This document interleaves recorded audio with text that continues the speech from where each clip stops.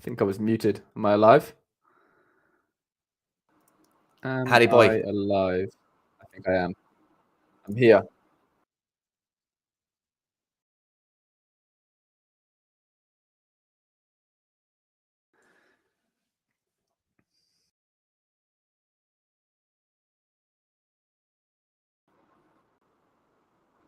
You live? Boom. Just need to check we're all okay, guys. Yeah, I think we're here and we're good.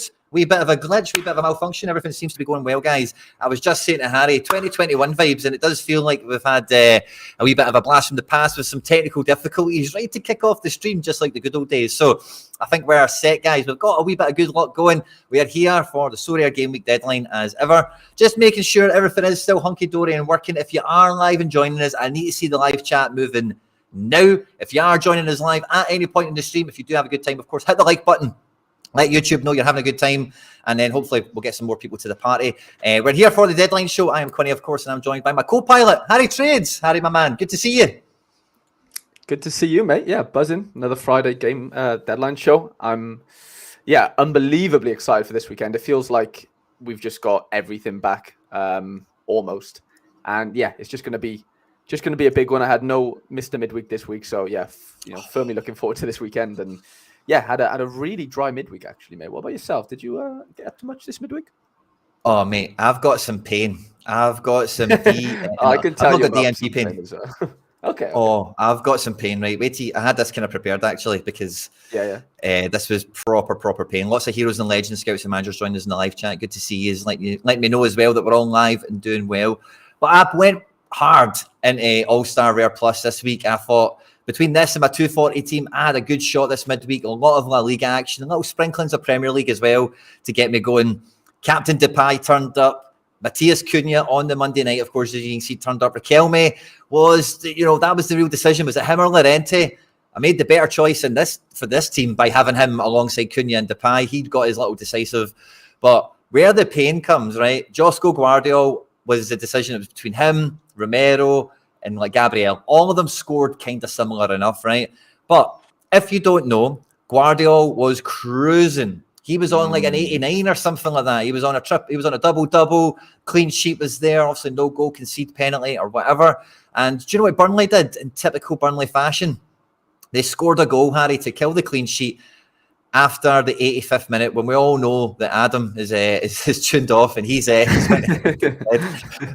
Burnley then go, right, it's time, boys, we now play some football, and they went and took the clean sheet off us in the 93rd minute. That happened quite early in the game week, but it absolutely crippled my team. Guardiola with a 12% kicker on him as well. The extra would be 2% on collection bonus, level 20 card. So we are 3 points out of the prizes, Harry. That is actually a killer, because the hardest things to do there is probably get the decisive for the supers, the Depay goal, and then it's the Guardiola sort of 30, 35 AA should have been quite programmed. But why is it that these teams concede so late on? Why do they give you such a lifeline? Why do they sort of draw you in so much in thinking that everything's plain sailing? And then even the best teams, best teams in the world, we're talking about Cities, Bayerns, why do they have to concede so late on? It's just, from a Sorare perspective, the most frustrating thing ever. But then Oblak not getting a clean sheet at home to Vallecano, I thought was, I know, Atletico concede goals or whatever, but I thought that was quite programmed personally. So, I know the Josko one's really annoying, but I'd argue the Oblak ones, I know it probably happened earlier, so it didn't matter as much, you know what I'm saying? But there was more points in that for Oblak in that sense. And you could have, what would have happened if Oblak clean sheet, Gvardiol doesn't concede, you probably get top 25. Wow, probably even more. Yeah, What was Guardiola actually on? I saw him at 75s. Was he literally at 89s? I've got 12% on him, so I don't know what his actual score was, but I had him high 80s. Yeah. I can see that 100%. I definitely saw him in the flat 70. So with your bonus, you're talking at 80s minimum, and then Oblak, let's say 65, 140. You could be looking at top 15s, top 10s there. So that's a bit of pain. Yeah, it's just annoying because it's the not easiest part, but the most probable part of that lineup, really. Maybe not the Cunha decisive; he's been pretty good, but the Riquelme has to start, and that one's really annoying. Really. What do you think about this, Harry boy? That one's annoying as well. What happened to Espinosa? Didn't he score last? Apparently. Yeah, but apparently in scoring the goal, he got some sort of head injury and he's out for 10 days. Yeah,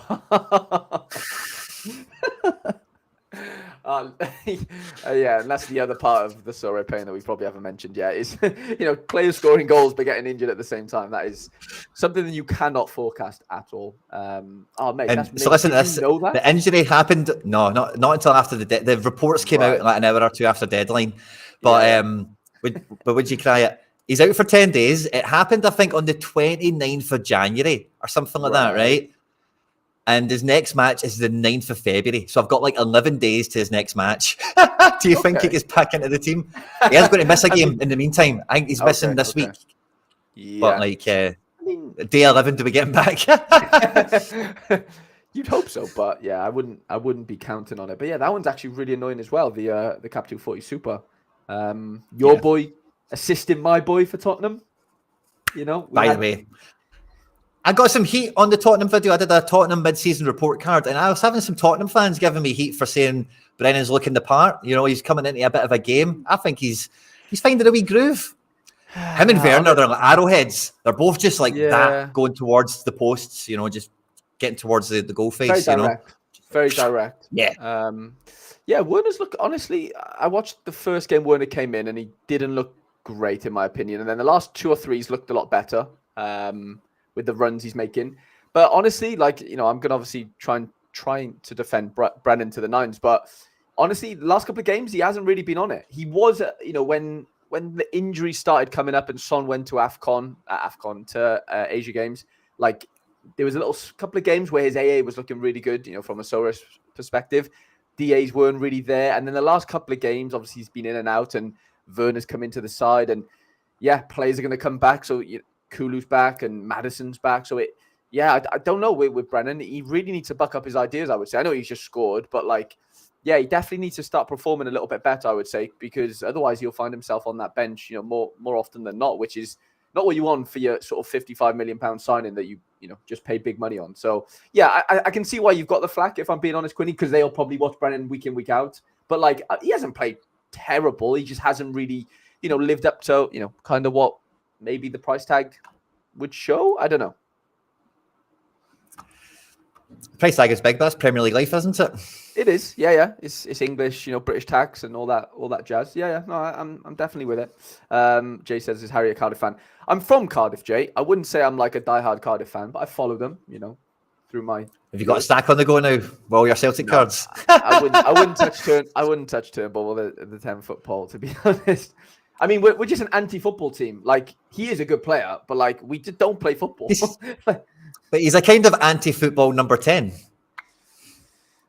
Yeah, but we've got Aaron Ramsey for that. So why do we need? Not that he's fit. So Turnbull will play for now. But I just can't get behind it personally. I think if he takes set pieces and stuff, he might be good. But it all depends on that for me. It hinges on that because we do score a lot from set pieces. I just don't know if he'll get sort of, that role straight away. Good player, definitely finds the net and stuff, but we're in a bit of a weird situation right now. It's not as if he's going to Southampton, is it? That's basically what I said to Jonathan earlier. If he walks into Southampton's team, he's fucking playing with Smallbone and fucking all the boys. It's a lot easier. You're going to just get decisives and stuff. But at Cardiff, we just don't score that many goals. We don't play that good of football. So, I don't know. I'm not too optimistic on it, to be honest. But I'm definitely here to be proven wrong. I'm optimistic for it. I think he'll go for it. He loves a longie. In the Championship, you can score longies. There's always some good goals scored in the Championship. You know what I mean? Yeah. So I'm hopeful of it. And I was hoping this would change before we became live. I don't like to see Rangers top of the game week strength indicator for the week, or whatever we call this tab. But they're up there riding high. They are up there, aren't they? But luckily for us, we don't have full stacks to worry about. Obviously, we have the odd player, but it's probably not something that's going to dominate any sort of leaderboard in that sense, is it? If we're being honest, nah. Raskin, Campwell, a few cards, but Dessos and Fabio Silva perhaps are up front. Livingston been pretty poor, so it's probably not a good week to have any Livingston cards. Michael McGovern, but L 15 of 9 coming into this game. Can he outscore 9? Is the question a lot of people will ask. But But, you know, even in that case, I don't think it's going to be a great achievement. You know, if you've got a goalkeeper that scores 11 points, you're not winning anything in any division. So maybe one to watch out for. But yeah, Michael McGovern coming in for this one. Maybe that's the only kind of talking point there. But yeah, Rangers at home to Livy, top of the tree technically, but it's really the Bayern show, isn't it? Yeah, we'd have to say so. When we only two, well, if we exclude Rangers, we've got two fixtures above 80. Well, yeah, 80 or above % win percentage, which is I think we normally have maybe 3 or 4. Normally, I know we've got 3 here technically with Rangers, but as far as licensed clubs go, because Benfica is now licensed again, which is great. But yeah, right. Bayern at home to Gladbach. I mean, yeah, it feels like a goals galore, doesn't it? Especially with those two teams sort of involved. Bayern have been a bit iffy, to say the least. So, again, is it one of those where is it a potential banana skin? Maybe, but you still fancy Asane to do well. I think Kimmich is still out, I believe. I can't remember how long he's out for, but I'm pretty sure I saw that he'll be out. So I'm sure that'll be good news for your LG. Okay, so LG's at 90. Like to see it. Musiala at 90. Muller's in there. Interesting. Is that Coleman injured again? Yeah. Of course it is. Him and Gnabry. That's it. Gnabry was getting lonely. It's like Coleman. I need a partner in the gym, mate. I'm struggling with my sit-ups and my push-ups. Can't do my rehab without you, big man. Yeah. Not the same. But Gladbach have Gladbach have been a bit of the bogey team over the years for Bayern Munich. I put a lot of that down to the goalkeeper. Let's see what this guy's made of. But this team's got a wee bit. It's got a wee bit of character coming back into it. I did a little short of it. It will be coming out maybe later today or something. But this guy Reitz, by the way, if you look at him, his stats are mad. Well. Really well. Yeah. Kone's back in the team. We all know about Weigl, Sobashu, and Playa up front. There's a wee bit of teeth in this team, maybe.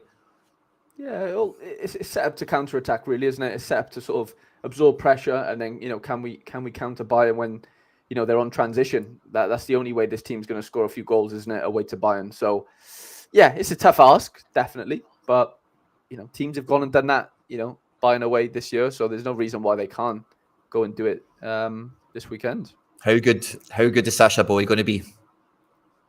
On paper, should be very good, right? I mean, 100.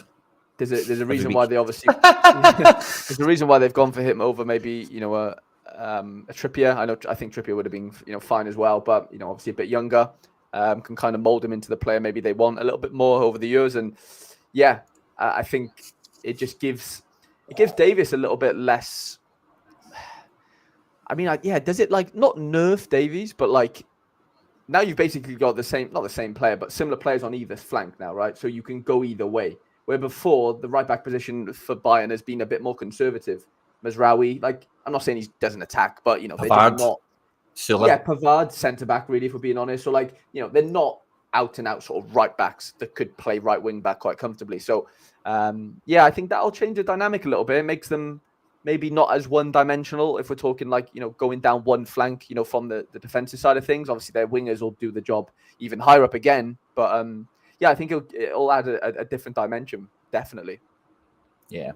An interesting match. It's never dull. Bayern versus Gladbach, so it should be a good one. And then, Benfica always really high on the matchups tab, and it's good to see that they're fully carded again because we can get excited about maybe winning some of them. And then when we look at the predicted team, there's actually a chance you might have the stack now all of a sudden, or you might be able to get it if you're building towards it. The headline maker of this team, of course, there's maybe a few of them, but Di Maria getting a forward card is a huge card potentially out there for a season or so, however long he's going to be in Portugal. We've now got Neves cards. We've got another set of Antonio Silvas. We've also got Trubin in the Benfica kit, along with the rest of the guys. So Benfica at home at Gil Vicente should be a big green scoring fest, eh? It really should, mate.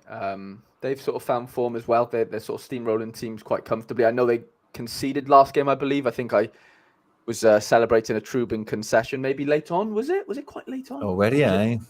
No, of course I was. I mean, I'm a Costa stan, aren't I? Come on. I mean, if I had a Trubin, obviously I'd be Cam Trubin, but I just don't, mate. So I do have to, to root for my guys and sort of, hate on the enemies, unfortunately. But we'll get on to Porto in a little bit because they're literally the next team in. But yeah, really tight up there. I know Sporting won like 8-0, didn't they, Monday night maybe, which was ridiculous. I hope it wasn't Gil Vicente who they beat. No, it was Casapia, actually. I was just thinking that could be disastrous for Gil Vicente if, I mean, they're 10th and, they're middle of the road. You're not looking at, the worst away team. Oh, the worst away team. You were looking at home, was it? Overall. For 10th? Sorry. Oh, overall. No, overall. Yeah. Okay. I mean, yeah, worst team away from home isn't, great to go into, playing Benfica at home, is it? But yeah, Di Maria forward cards, wicked. Obviously, the rest of the boys now in pools is huge. Definitely bumps up the under 23 category, I think, to another level. With Jam Neves and Trubins and Kochu. So yeah, I'm expecting a big scoreline there, to be honest. And I don't want it to be 2-0, but I do have a funny feeling it's probably going to be 2-0. Yeah, that defender, that's probably the biggest defender expected score we've got there, isn't it? 28, is that? On the matchup indicator?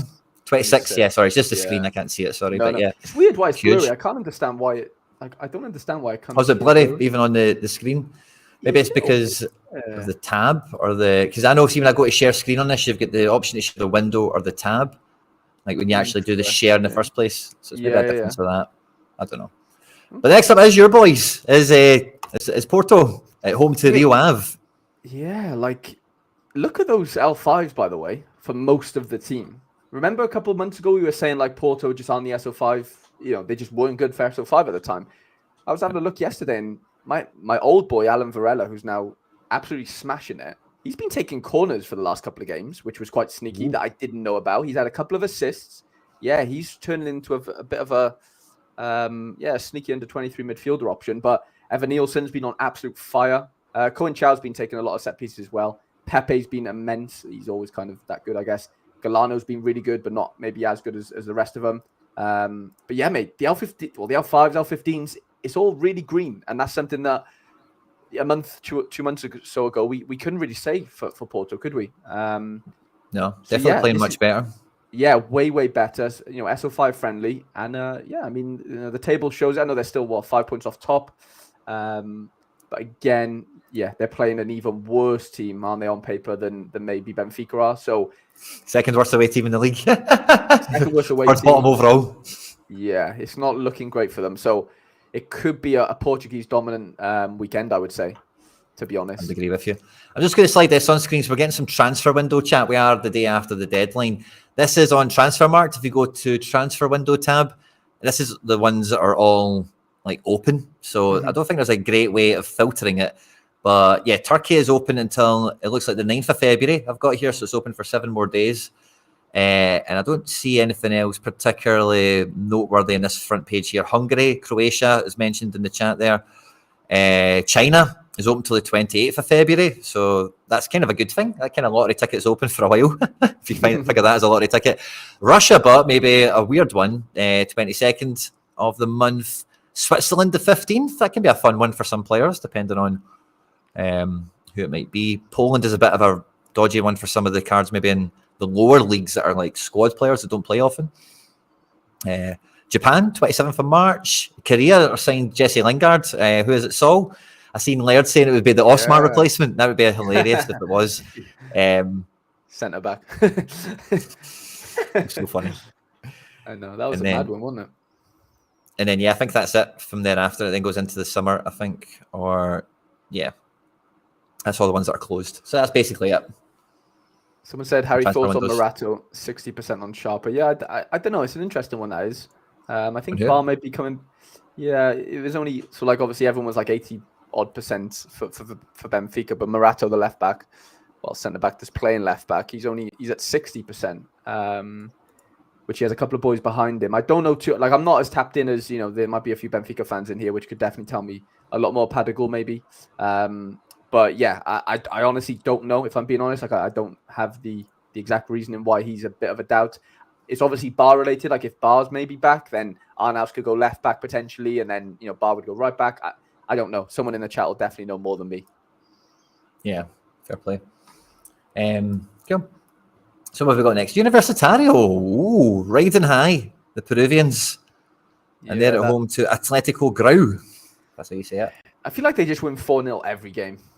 that's how it seems to pan out for this team. Andy Polo always seems to get a decisive.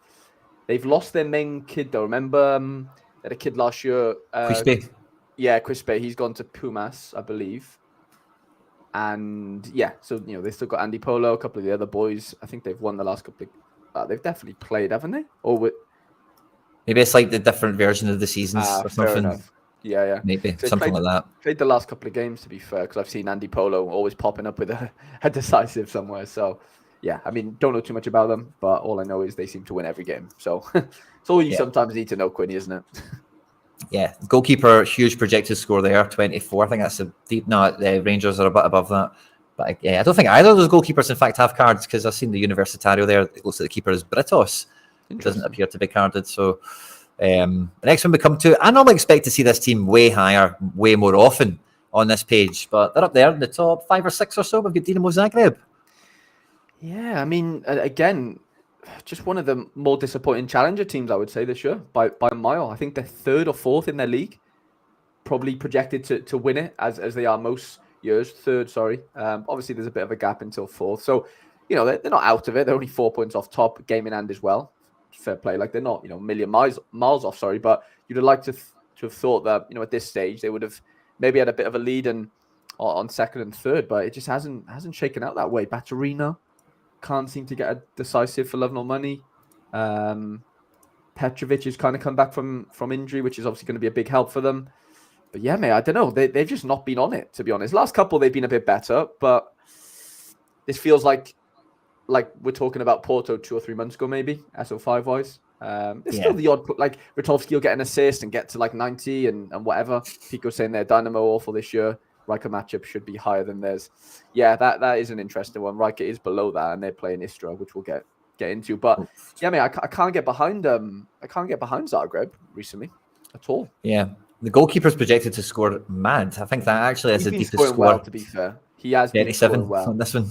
Yeah, that's a mad one, isn't it? Jesus, that's the most on here by a mile.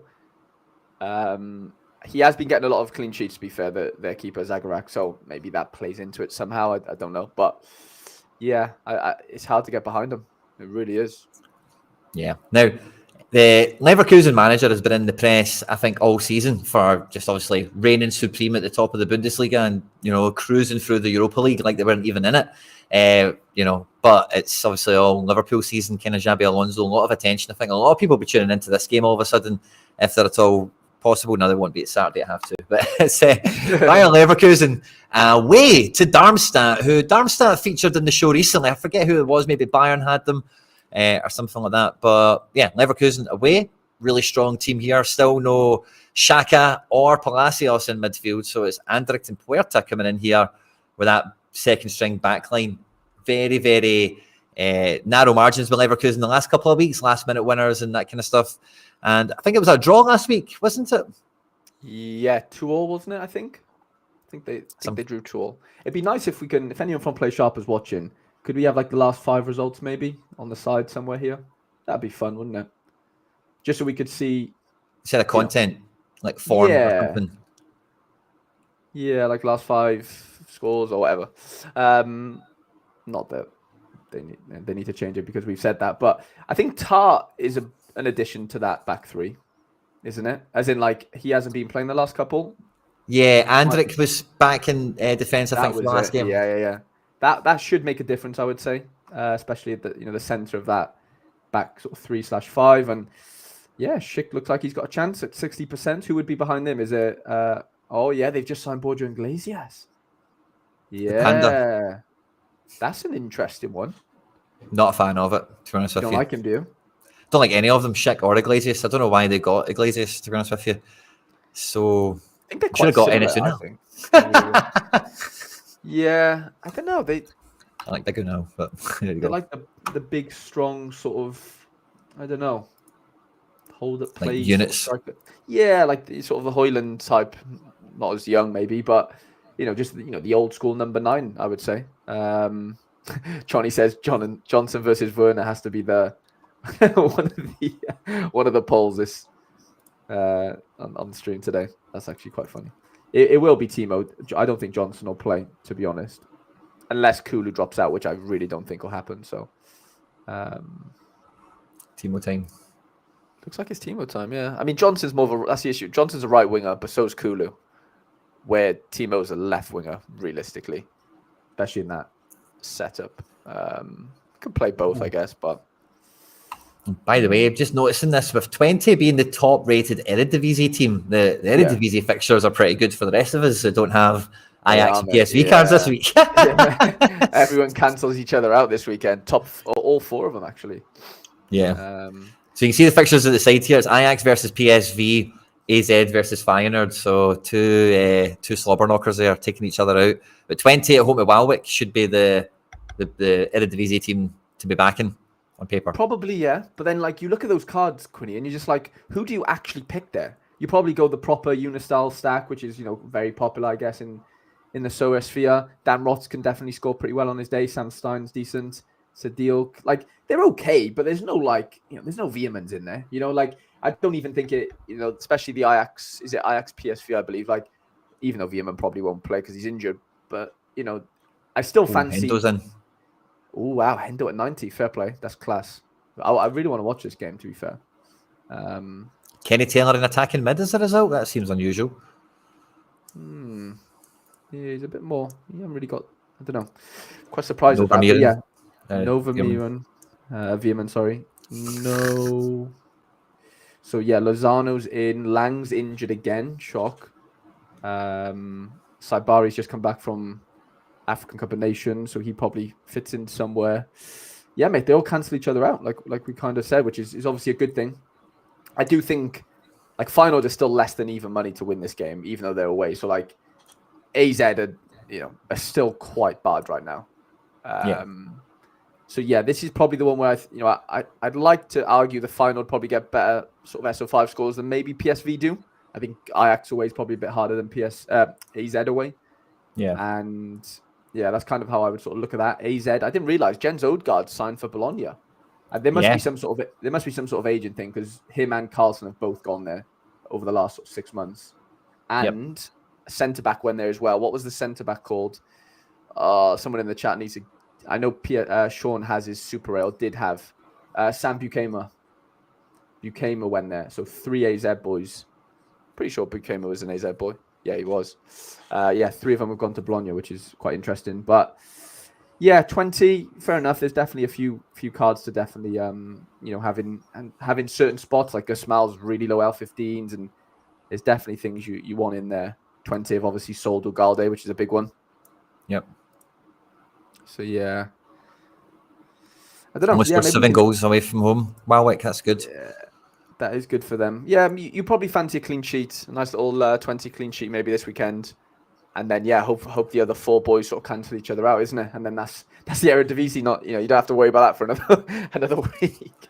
Yeah, we're getting it late this week. We had that about a month ago with I don't know if it was a month ago, but with Portugal, it felt like we had. The top 4 teams were all playing each other one weekend, and it's like, oh, good, don't need to worry about them. But then these guys have been killing it. Southampton's up next. They are away to Rotherham, and as we know, Rotherham are the team you want your championship team to be playing, and they're just all killing it, aren't they? Yeah, some incredible SO5 scores. This is we expected it a bit. Well, I expected it a bit earlier, I think, in the season to happen for them, especially defensively, and it didn't. It took your boy THB to come in and steady the ship. And then as soon as that happened, it feels like, Bazunu's been raining clean sheets, and everyone's just been playing pretty well. That's a good point, Gaza. By the way, Myron Bodu's back in the Eredivisie. Formerly ripped it up there, went to Monaco, didn't really work out for him. So yeah, good shout on that one. But yeah, away to Rotherham. The only issue I have with Southampton being a Bazunu owner is they always do just find a way to concede. It doesn't matter how dominant they are in the game, they'll score 3 or 4, but they'll just get sloppy for 5-10 minutes and concede 1. And it's just, I know Rotherham are the worst team in the league, so you'd like to think it might not happen here, but it does happen, way more often than they need it to happen. So, yeah, it's obviously a great for the outfielders. I think you've got, a wicked chance at some really good SO5 scores. They'll try and pin Rotherham back into a low block, and yeah, it'll just be those final third passes for your Walker Peters, and yeah, it's just who gets the share of the, how many decisives and who shares them out then, really, isn't it? Yeah. For sure. I'll just click on some other championship ones since we're here. I don't know if there'll be amazing games, but there's maybe some cards on them people might care about. Leicester was one I was thinking about here. If anyone's after a wee switch at the Leicester predicted team, and is there another one that might be Coventry Norwich? Could be interesting. Yeah, it's a little for Sorare game, predicted teams, isn't it? Yeah, we have cards everywhere there, to be honest. Tough game that is for Norwich. Have actually been okay recently, I believe, and then Coventry. It's tough to look at that and see who are you know, maybe Sakamoto, Eccles. There's not many SO5 boys in that team. Leeds is an interesting one.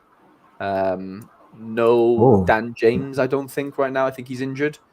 Ooh. And then they've just brought in Connor Roberts from Burnley on loan. But I don't think he'll displace Archie Gray unless Archie Gray maybe moves into CDM because he is a midfielder, to be fair. And then you've got 3 out of the back 4 are Welsh. Can I just add? Hey. And then Jaden Anthony's an interesting one. L15 are 27 right now. Scored last week, I believe. Nice. I rate him. I think he's a really good winger, but just hasn't really had the chance because Dan James and Somerville have been so good. So, yeah, some good fixtures. Watford at home to Cardiff. Yeah, I think we probably get turned over here, if I'm being honest. Turnbull maybe gets in the game. Who knows? Yeah, he probably gets a little run out. There's a proper wee stack there, but now you can stack Cardiff all of a sudden. It's interesting they've got Hothrath at 60 because the other keeper is it Alwick.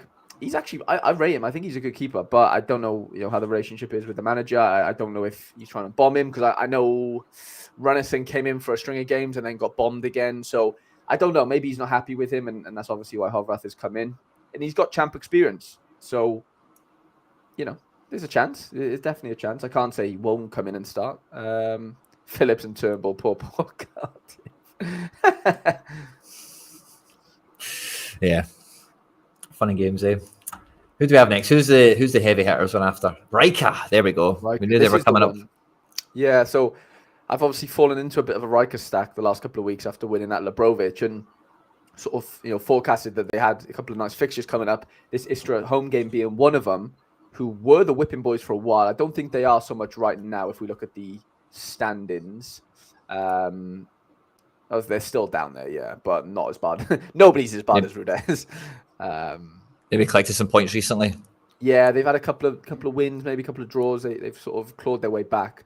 But yeah, what happened to Riker last week? It was maybe they played midweek and it just didn't go to plan. I think they won the game 3-2, but it was just a disaster, SO5 wise. And yeah, there's a bit of talk with the forward might be changing, Ivanovic or however you pronounce his name. He might not play. I know he's at 40, which is quite obvious, but there's definitely a few boys to look out for this Riker stack. That Tony Fruch's really, really good. I unfortunately don't have one yet. Jankovic is really good. Salai, however we're going to pronounce his CDM. Salahi, maybe. He's really good. Pajaka as well on the left wing. And Pasalic as well. They've got some really good under-23 boys, to be fair, which you can kind of get behind. But yeah, they've just signed somebody from Serie A. Yeah, that Marriage fella. Serie A, Serie B, one of the two. So yeah, I think this could be, like someone said in the chat earlier, this is probably or should be a bit higher than maybe the Dynamo fixture.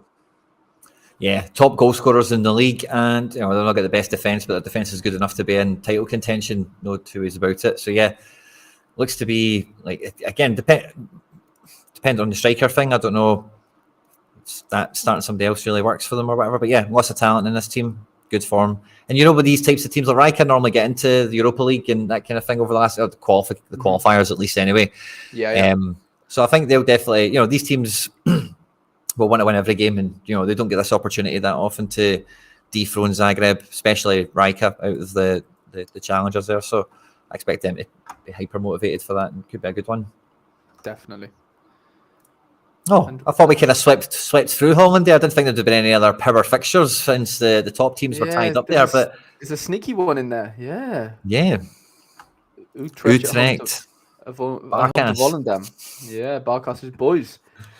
I watched them versus PSV a couple of weeks ago where they got that draw, which obviously halted PSV's 18 win on the bounce. And mate, they're a decent team. Sam Lammers has come in. I know he's obviously at Rangers, and you're not going to speak very highly of him. But at this level, obviously, he's played in the Eredivisie before. He looked a fucking handful. Like he was just hard to defend against for Buscagli and Ramalho and Teze. He gave him a bit of a runaround, to be fair.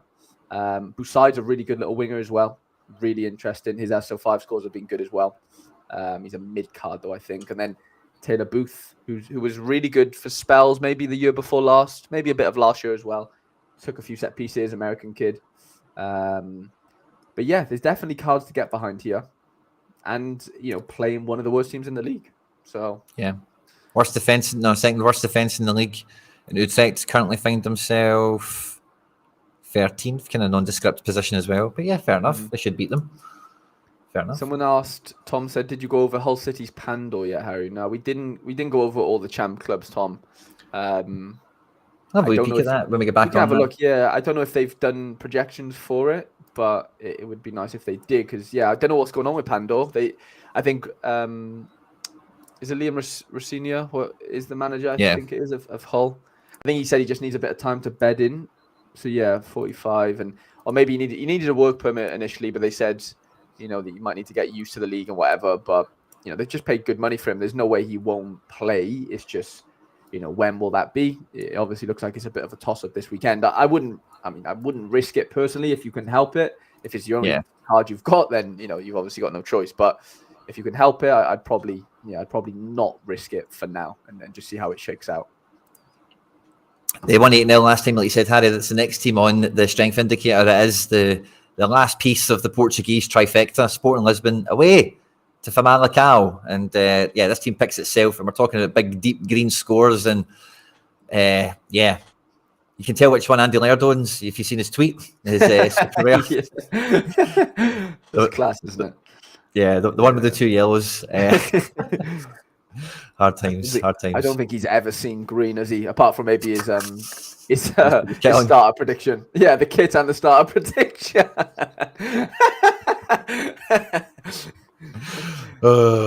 Bless him. 8 coming. It's bound to happen now, isn't it, after we flagged them off. But for Famalicão, they're definitely no whipping boys at all. 8th in the league. I'm not saying that. Yeah, I'm not saying they're like giant slayers in any way, because they do seem to lose the bigger games, which is obviously an obvious thing, I guess. But they don't go out without a fight, especially at home as well. They've got a few decent players. Obviously, I follow them because of Zaidu, and they've been putting in some good performances. Like they're mid of the road. They're not gonna ever sort of do anything really better than that, I wouldn't say, because they are just a selling team. I think they sold their best player to Porto last season. One of their wingers, he's really, really good, but. Yeah, this Sporting form is just hard to look past, isn't it, Quinny? Despite teams and homes and aways, you can't argue with some of these players and their form. It's actually ridiculous. Gyökeres, Goncalves, Ignacio is frightening, really. Harry, I was about to chase up the likes, okay? And then I remember someone at the beginning of the stream asked, are we doing a giveaway? Now, I actually had a giveaway card donated to me earlier this week by a friend of the channel, Hendo. It's a rare. It's not too spicy, but the guy's got a bit of utility to me if you kind of know how to swing him around. So we've got a little card to give away. I don't know where the likes are at because of the glitch we had early on, so I'm going to need to check it manually on my phone to see how many people have liked the stream. But guys, the magic number. The first one we need to get to is 67, and we'll be giving away. We've got a rare defender in the Bundesliga 2 that we'll be giving away before the deadline. We'll check if he's in the team. Maybe we can swing him into a team for someone. So stay tuned for the rest of the show, and we'll get a little card giveaway as well. Make sure to follow at Hendo Sorare. Check out his gallery as well because he is selling some cards. Yeah, just thought I would get that in there because I forgot to mention. And then after Sporting, we have Leipzig. Yeah, Leipzig. Who got smashed last weekend off of Stuttgart. 5-2, 5-3. 5-2, yeah. It was 5-2, 5-3. Yeah, it was a big one, wasn't it? Absolutely hammered into the ground. So they're riding high this week. But Union Berlin are no pushovers. And this Leipzig team doesn't. Like Xavi Simon's almost back. Openda's ferocious, but the rest of this team doesn't scream like top-end Bundesliga to me, or even Champions League or anything like that, does it? Not really, no. They're in a bit of a weird spot, aren't they? It feels like they just capitulate if Simons isn't play. Did he play last week? I don't think he did, or maybe I'm making that up. I think he did last week. Okay. I can't remember I don't remember how that looked, but yeah, it just feels like they're just a bit one-dimensional. It seems like if Simons and Openda aren't firing, they don't really do much, which, I guess is quite obvious when it's, your most attacking midfielder and your striker. But, like, it does really feel like not many of the players really, contribute maybe to just the firepower that they kind of have. So, yeah, Olmo being back maybe helps. Well, I rate him, but he's just always injured, unfortunately. Yes, it is a weird one. It is a weird one for sure. Yeah, big time. I just checked, guys. I think we're on the 43 like mark. So if we can get the likes up, guys, we'll get a wee giveaway to get going. Halfway to I suppose we're halfway, more than halfway towards that. I don't know if I should play Rono this game week. He's been unbelievable recently. And Rono will be for Union Berlin, I suspect. Yeah, 90%. The Leipzig will attack. You're going to get AA in this game. The jeopardy you've got is, does he concede 3? If he gets a clean sheet, you're on the moon. But if it's 1 or 2 to Leipzig, then you probably get a good score out of a keeper like that. In a game like this, L5 or 70, like you mentioned, he's on form.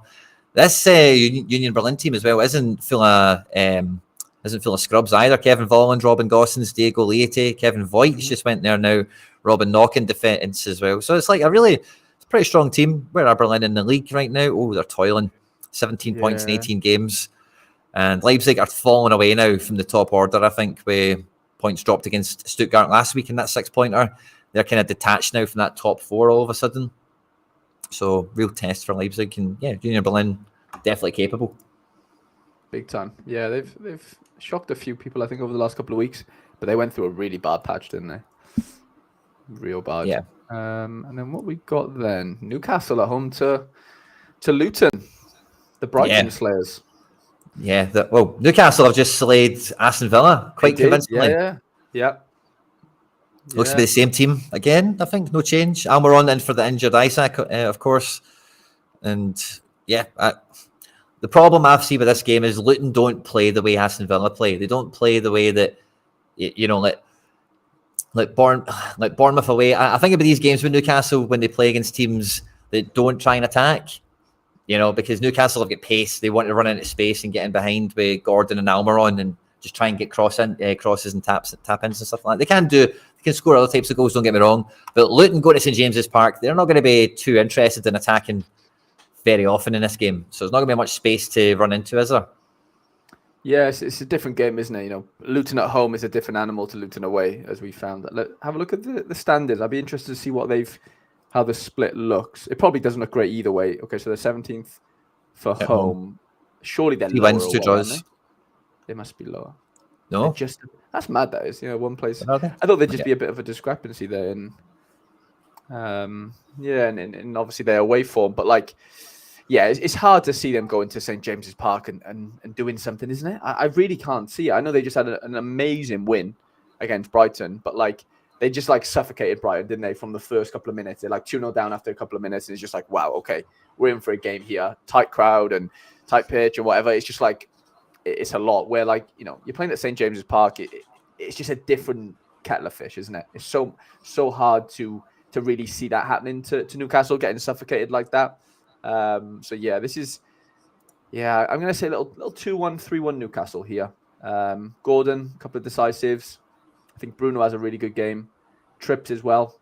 Again, I'm not really saying anything that's too, crazy. But Jacob Murphy, if he does play, L15 of 25, I don't really rate him that highly. But, he could definitely fit in some sort of 220. I think that could work somewhere. Shah as well on a 42, Botman on a 41. Lots of passes in this game for them, you would imagine. So you'd hope so, wouldn't you? You'd hope there'd be quite a bit of of possession for Newcastle at home. Yeah, so that could be solid in the back. Then we've got Lille. Have we looked at anything in France yet? Lille is the top-rated Ligue 1 match of the week. That's fun. No, I don't think we have. Yeah, this is our first one. Clermont Foot, who are diabolical. They're really bad, boys. Honestly, if you didn't know, get to know. This reeks of a Chevalier clean sheet. Euro a comfortable 30 to 40 AA. Unless anything drastic happens, I just can't see it. This could be a good game for Lille, eh? Yeah, boys are saying who's better, Miley or Mino?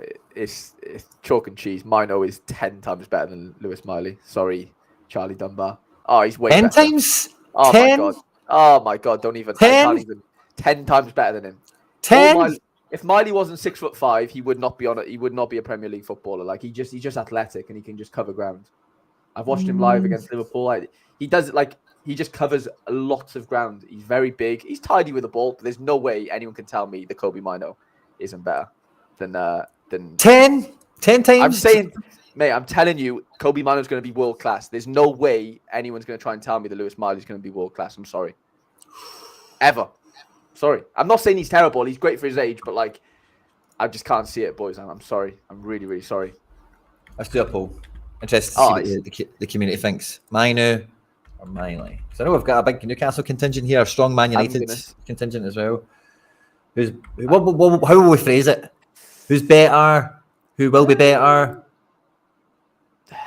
Who's better? I mean, yeah, who's better? Who will? Yeah, it's just kind of the same thing. I've just put caps on and wrote. Mate, I'd be shocked if Mino doesn't get into the England squad. He is unbelievable, boys. He's ridiculous. I'm telling you. He is unbelievable. He's got everything. He's ridiculous. There's a pull up. Mino on the plane to Germany. Yeah, it's not even a question. Sorry, lads. Maybe the 10x might be a little bit taking the piss, but like, he is marginally better. Does the goal last night flavour that? Does the goal last night flavour that? Oh, no, does that give people extra conviction, the goal last night? Maybe, yeah. There's obviously going to be a recency bias in there, but I've seen both. Well, I haven't seen Mino live, to be honest. I've seen Miley live a couple of times. I've seen both. I've seen Mino versus Miley. I went to see Newcastle v Man United. Yeah, I did. Mino got subbed off. I mean, yeah, that doesn't mean anything. But 10 times better. I don't know. I promise you, Lewis Miley, if he wasn't 6'5", I promise you, that's all he is athletic. Like, he's tidy with the ball, but there's nothing exceptional about his technique or anything. Kobe Mino is unbelievable, lads. Like, I can't even begin to think. Like, the goal he scored last night, Lewis Miley couldn't even do that in his dreams. He literally couldn't even dream about doing that. He couldn't. I'm telling you, he hasn't got he can't do it. I promise you. A great goal, right? But that's ridiculous. It wasn't like a bicycle kick or he's ran through the whole team in the 97th minute and put it in the bottom corner, like in his 6th start for Newcastle. Mino's going to the very, very top. Miley is definitely not. That is literally what I've been saying. Tom says Mino's the most impressive youngster since I've seen Warren Emery. Yeah, Warren that's a really good comparison. It's hard to say because we've seen more of Zaire Emery, right? But they're the two. Like, those two are they basically are world class already, I think, in the way that they're moving is ridiculous. Like, there's some players in the world, you see them at a young age and you go, he's just going to be world class. You could see that with Bellingham, the way he moves, Musiala, the way he moves. They just move in a different way. And Mino has that movement. If you can understand what I'm talking about here, lads, let me know in the chat, because you can just spot them. Some Man United fan has Harry held hostage. No, I'm a Love Island fan. Did you know Mino's brother was on Love Island? I'm a Jordan Mino fan. Up the joke. I was going to say, by the way, my missus, see every time she watches that Love Island and there's a footballer on it, she'll go, there's a footballer on it, do you know him? And she'll go, and I was just, no, to hell. No, but this is anyway. No, I've got a wee funny, right? Just let me finish. But I was on Instagram the other day, and like some guy that was on the Man City bus thing that John got us on, posted, and it was a guy that was there, and I ended up, it's like a Twitter guy or an Instagram guy, and I followed him, and he had a post, and it was like, thanks for having me on Love Island All Stars and blah blah blah, all this stuff, and his name is Luis Morrison, I want to say. And anyway, I seen that post and I was back to my missus. I was like, I did know that guy actually. He follows me on Twitter. That's mad. That is a mad. That's funny. No, it feels like, so this Jordan was on Love Island like years ago, right? And nobody knew he was, obviously Kobe Mino would have been like 14 at the time. And only ever since Kobe Mino has like started coming on the scene, like I think he has a double barrel name, Jordan. I think they're stepbrothers or whatever, half brothers. But like on his Instagram now, like he has Mino in there. And I'm pretty sure when he was like blowing up on socials a few years ago, there was no Mino in there. I can tell you that for free. It was just Jordan something. Like it wasn't Jordan Mino something, which is just, it's just funny. Is that like Ben Brereton when he then gets his cap for Chile, becomes Ben Brereton Diaz? Same kind of thing. When your brother's at United and he's the next sort of big thing, you start throwing his second name in your Instagram bios and stuff. But yeah, just catching up on the chat there. Southgate will love Mino, him and Rice at the Euros. I'm calling it. Mino, Rice, Bellingham. We've got the Napoli team up if anyone's interested in it. I don't want to derail the chat if the chat's getting involved in it, but Yeah, Napoli on screen, Kvaratskhelia, Zambo's in the house. Looks like a 5-2-3 kind of. I know it's weirdly shaped up here, but Di Lorenzo and Rui are obviously fullbacks. So it's a weird kind of shape we're expecting in this one. And Verona have been probably the busiest bargain basement team of the transfer window. They've been wheeling and dealing on all sorts of levels. So I'm surprised to see all these guys kind of carded. I was expecting to see some different faces, but should be a good game for Napoli at home. Verona have been pretty mince for a while. Probably mince again. Have you seen the Zielinski stuff? He might be going to Inter, I saw, in the next 20 days or something. Something to do with, like, he's refusing to sign a contract or something weird's going on because obviously he's not in the lineup there. And I read somewhere, someone will probably know a bit better than I do in the chat. But yeah, something's going on there with him and Inter. Yeah, he was linked to Inter in the summer, I think. And then I didn't know anything about what you've just mentioned or even really clicked that he wasn't in the team there. So great one, mate. But yeah, no, that'll be interesting to see. It'll be really weird how it could get done, but in the next 20 days, I know, yeah, transfer windows, registration and stuff, Yeah, I didn't know how that would actually work, but Napoli have just bought Hellas Verona's best player in that Cyril Ndong, or however you're going to pronounce his name, the striker from Groningen. So I don't know I think I looked in the chat or in the comments of this Play Sharp, and they said he probably doesn't play this one, but. Yeah. Piggy says they tried to get Swiderski from Charlotte, but he went elsewhere. No, I thought he signed for Hellas Verona in the end. Maybe he didn't. Where did Swiderski go? It's a good move, by the way. Where did Karol Swiderski? Yeah, he did go to Verona. Yeah. What was the transfer fee? Can you see? It was a loan with a buy. Yeah, with maybe an obligation or something. I'm going to check that out. Because I didn't tip him. Well, I don't know who listens to me, but like I was doing Celtic videos. I'm like, if you're going to get a striker, this guy's decent. He's a good player. Yeah. Good player, mate. Where the hell? I can't finisher. I can't find his transfer marks thing. Okay. Carol with a K. I'm trying that. Carol Swid. In case it's like wee inflections and stuff. Yeah, the S got a little swish on it. Does it? Yeah. Oh, I've got him. It does have a wee swish, but I've got it. So let's see. Do we see loan? This says loan, market value 6 million. Just loan, doesn't say. Okay, just having a wee nosy there. The next game we come to is Man City, who are away to Brentford. Yeah, who completely just bottled it, didn't they? It's this is a Monday night game, Harry. Oh, okay. Haaland, L15 still 66, which is unfortunate for the Haaland holders. I think they were praying the injury would have reaped some sort of benefit, Yeah. But, alas, not yet. Stone's back into this one. L15 of 41 in centre midfield away from home could be tasty. And by the way, Jack Grealish at 50%. I noticed earlier today, a Jack Grealish rare is like 80 quid. Yeah, that's mad. That's quite fun if you're building a team. He's a bit of a pain in the ass to predict when he's playing, and probably doesn't get many 90 minutes, but still a Man City winger. No Bernardo Silva. Yeah, did he play last game? I can't remember. Yeah, he must have. Did he start though? I don't think so. No, he didn't, did he? No, I had him. Yeah, DNP last game. Yeah. Okay. I think Stones played last game. Stones scored really well last game, I believe. I would think it would be more like this, maybe. I think Bernardo Silva plays if he's fit. I think they rested him against Burnley. I don't think he's injured. So interesting. It's hard, isn't it? Alvarez has been on fire. You can't just really say, "Oh, you're not playing now." But I don't know. Maybe for Foden, But I don't know. Maybe, but he's been really good. Yeah, it's tough. It's really tough.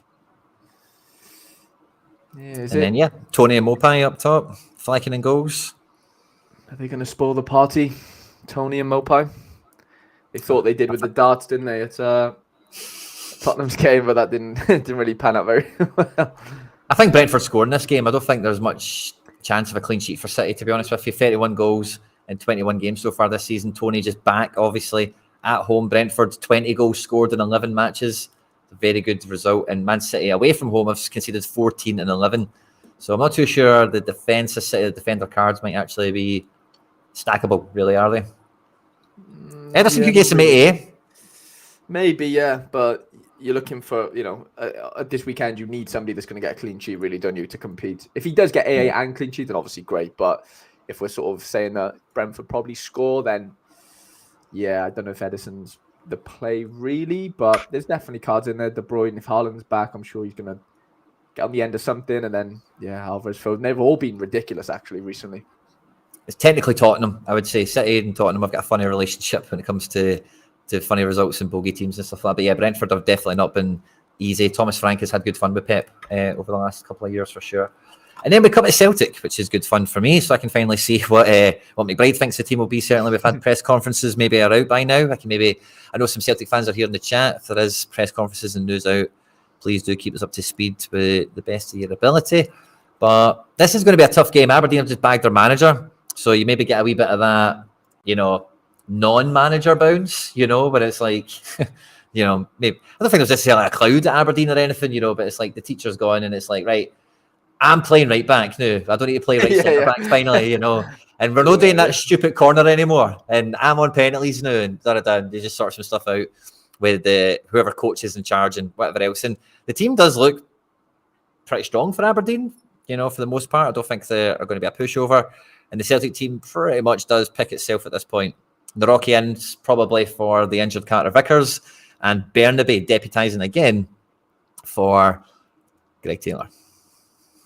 Yeah, how are you thinking this sort of goes? Obviously, a new manager, well, no manager, I guess, Aberdeen, away, Scales old club. Like, what are we thinking here? Are you, like, how confident are we? I don't think Aberdeen are that, well, we know they're not that good, but, like, you just don't know, do you? No manager and stuff. I think this game tells you that Aberdeen should score, right? But I've got a funny feeling that the Rocky and Scales are going to get a clean sheet out of this game, Like, we had a funny little spell earlier this season where Scales and Lagerbielke got like 3 clean sheets in a row. And I don't think we were that good. I can't remember the standard of the opponents, right? But I've got a feeling with this Carter Vickers injury, Naroki's waiting for his chance to come into the team. I think Naroki's actually really good. I wouldn't be surprised if somehow maybe not the goalkeeper, but the defence like Stonewall is into it. Bernabe is very bad defensively from what I've seen of him. But away from home, he might be a bit more effective in attack. I think it could be a good game for Celtic, but it's just going to be really difficult to see how it does shake out ultimately. I think Scales is always quite a safe pick. Kyogo's the absolute Russian roulette, but picking their teams, like he's just an absolute. Last week he got 1 shot on target. Palma missed a penalty. It's and we might have Ida coming off the bench as well at some point for a debut. So it's probably Kyogo last week at 90 minutes. This week that's probably not going to happen. So, yeah. Yeah, I don't know. I've got a few Aberdeen boys. I'm obviously not going to really play them because, one, I don't know how they're going to set up, and yeah, it just doesn't really feel that fruitful of a fixture for them. But they might do quite a bit of AA and defending and duels and whatever. Liam said, "Did you get any silly offers?" Nah, mate, I didn't get any offers actually on my back. Literally not one. I think I might have went under the radar. You're married to it. Potentially, yeah. But I don't know. I saw there was a rare, Basel had a rare at one point, and then that got sort of snatched up. Number 69, Angelino. There he is. Oh, by the way, I might get using my card. Nice. That feels fun. Yeah, maybe let's get him in. Does he get set pieces? Must get some. Probably, yeah. I mean, yeah, you'd probably think so, wouldn't you? Probably get some. Cagliari have been banana skinny, but they've been weird this season. They can damage some teams. I know there's not that many star names here. Patania's been good in the past, but they've been dodgy. Let's see the standings. Roma 5th at the moment, still in touching distance. A 4th, top 5 in Serie A are set for Champions League football as it stands. And Cagliari, in the relegation zone, but they're trying to claw out against Udinese, Verona, Sassuolo, Lecce come into that as well. So, wow, what a relegation fight we've got in Serie A. You could probably pull Frosinone into that, by the way. 13th to 20th. Yeah, easily. Yeah. It's only 5 points. Yeah, 5 points from 18th to what? Yeah, 13th. So, yeah, lots of big teams down there, isn't it? Udinese, massive. We're kind of seeing that in, I mean, this, again, at the level down again, but like Schalke and obviously the 2nd division in the Bundesliga, like, they're going again, potentially. It's like, it happens then and now and again. We saw Pompey do it a few years back, and it just happens sometimes. These massive clubs just seem to capitulate, and yeah, it's hard to turn the boat, man, when it's fucking windy and wet and it's just not ideal. But yeah, I don't know. I think it's a good game for Roma, though. I do. I think I agree. Yeah, it's hard. It's hard to look look at it in any other way, personally. This is a big one, though. Enter Juve's on screen for anyone that wants it as well, and this will be a big one. Top of the table clash. This just has 0-0 written all over it, doesn't it? In Serie A. Yeah. 0-0, 1-0. But like Juve have scored goals recently. Like Vlahovic is scoring serious goals, and I don't know. I think this is it obviously has the makings of a real tight game, but this is not like a Juve team that like isn't able to score goals, is it? Like this is a Inter do like to attack, don't they? Yeah, Inter won't go then. Well, sorry, Inter won't play this game at home thinking that, we just want to draw. Inter have a game in hand which kind of sways things, doesn't it, a little bit? But it's too early, isn't it? You've got to go out and try and win it. You can't play for a draw, I don't think, in this stage of the season, personally. But no, another one that's kind of just probably won't come up in the matchups tab. But Atalanta at home to Lazio. Probably going to be a nice wee goals galore game. Lazio are kind of sucking at the moment. Atalanta, as you've seen, they're in fourth, I think, at the moment. So not as many household names in this Atalanta team. We've got Scalvini, who thinks he's Liam Scales reincarnated. De Roon and Ederson, Baranchuk, Scamacca, De Ketelaar. De Ketelaar's getting a lot of love at the moment. He's in great form. Tati, maybe in for this one. Okay. Vela, Providel. Yeah, they're struggling to score goals, aren't they, Lazio? Yeah. They're not really firing. But yeah, Atalanta at home. Got to fancy a few goals there, haven't you? From that sort of front three. Yeah. Just the way double checks. I didn't have Castellanos on to start this game for some reason. I didn't think that would be. I thought Immobile might have been coming back. So, yeah, I've got a funny feeling Immobile is back for this one, but maybe it is Castellanos. We'll see how it shakes out. Well, that's a big game for the week. I think we'll finish off with PSG Fenerbahce. We'll finish with Fenerbahce. We'll finish off there. So we'll go Monaco, Torino, Villa, PSG, Fener. Yeah? Yeah, sounds Harry's good. getting shouted. Nah, no problem, buddy. I caught you there. So we've got Monaco next there at home to Le Havre. Okay. So Golovin, again, been pulling up trees like mad. L15, the 65. L5 is starting to catch up with that now all of a sudden. The Monaco team has been quite taken to pieces with the African Cup of Nations, some injuries and some other bits and bobs. Like at the weekend there, their game against Marseille, they just had a non-existent bench. Marapan gets sent off, and then they had somebody else get sent off later in the game. So this is a 12 o'clock kickoff on the 4th. I think that must be Sunday. Yeah, early kickoff on Sunday. I know it's Le Havre, but this Monaco team's definitely nowhere near full strength. No, not really, is it? Obviously, Ben Yedder's been. I was looking yesterday. He scored a couple in the last couple of games he's played, and Golovin. They've still got a few SO5 boys that you'd obviously you'd definitely fit into lineup somewhere, especially in this sort of matchup. Obviously, Tilo Kerr has gone there from West Ham, and apart from that though, they are sort of bare bones, aren't they? Really? Yeah, very thin. Anderson's a good player. It's a team of maybe a few cards, isn't it, rather than a stack, I suppose. Definitely. Yeah. 100%. I find it weird that Torino's up here, but it's really because of who they're playing. So they are at home to Salernitana. Yeah, badges look basically the exact same. Yeah, very difficult teams to differentiate between. I've got a bit of a pain in the ass in midfield here, of course. Illich on a 50-50 with Richie. Ooh, yeah. That's not fun for me. I'm not sure if I had him in teams right enough. Yeah, I don't know. Like looking at those L5s, I don't know. Is there many players there that we can expect to even score that well, even against the opposition they're playing against? I don't know. That's a weird one. I mean, I guess we are into like the 60% now of win probabilities, which we do see a bit of a drop off, don't we? A lot of these are mainly like the good teams that are playing away is kind of how you come into these sort of sections of this matchups tab.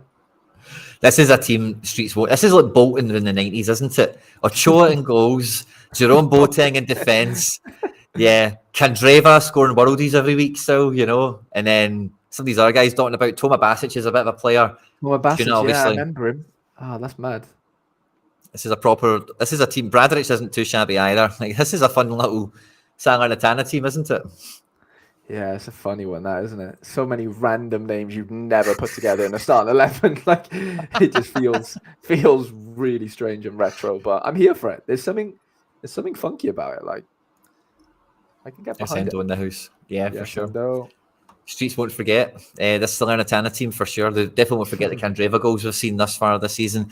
And like I mentioned earlier, Newcastle had their number. They had them absolutely licked on the bounce back this week. Just about creeping into the game week deadline preview. We've got Aston Villa away to Sheffield. The Villa team looks pretty much as strong as last week. Still got this weakness in defence with Longley and Moreno, but probably rotating Bailey into start and Zaniolo as well. So wee bit of a change. But and Diego Carlos coming in as well. Interesting. So that'll be Consa in the right back rather than Diego Carlos. So yeah, wee bit of a change at the back there. Cash out. Yeah, obviously just got turned over by Newcastle. That'll be a big game for them. They'll definitely want to go to Sheff and get the 3 points. But Sheffield, I don't know. Obviously, they're not great at all, but like they seem to be scoring a few goals. And did you see Vinicius Sousa's AA in the last game? He's back. No. Like he's actually back. He scored like 55 AA. It was something like ridiculous. Like back in the, 2021 days of him being at in the Belgium league. He scored ridiculous. Yeah. Oh, wow. 54. He's back, baby. Triple. He's adapted to the Prem. Wow, 8 tackles, 1. How many wow. is that? 15 duels, 1. 4 interceptions. Nuts. Like passing and final third footprint, non-existent, but guy's a monster at the back, Absolute monster, isn't he? He's just that guy throwing buckets of water overboard the ship, isn't he? Everywhere, like just keeping the ship afloat, getting him out of trouble everywhere. Single-handedly keeping Chef up this year, hopefully. Wow, yeah, 18. Conceding 3 goals as well, which takes 12 points off him.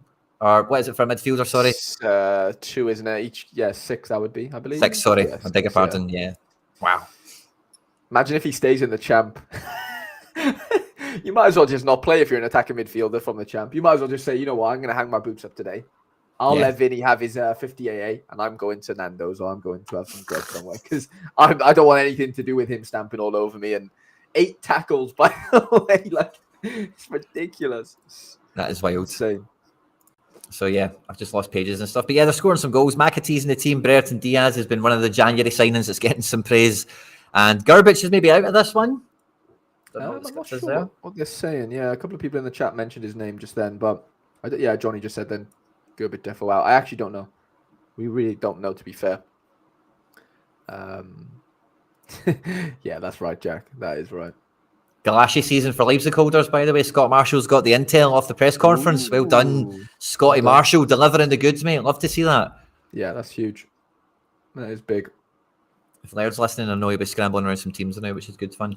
We'll get to PSG and then Fenerbahce, and then we can see Harry's team and my team, and we can see if we're making any changes or any deadline madness. But PSG are away to Strasbourg, who have Angelo up front. Do we know anyone else in this team?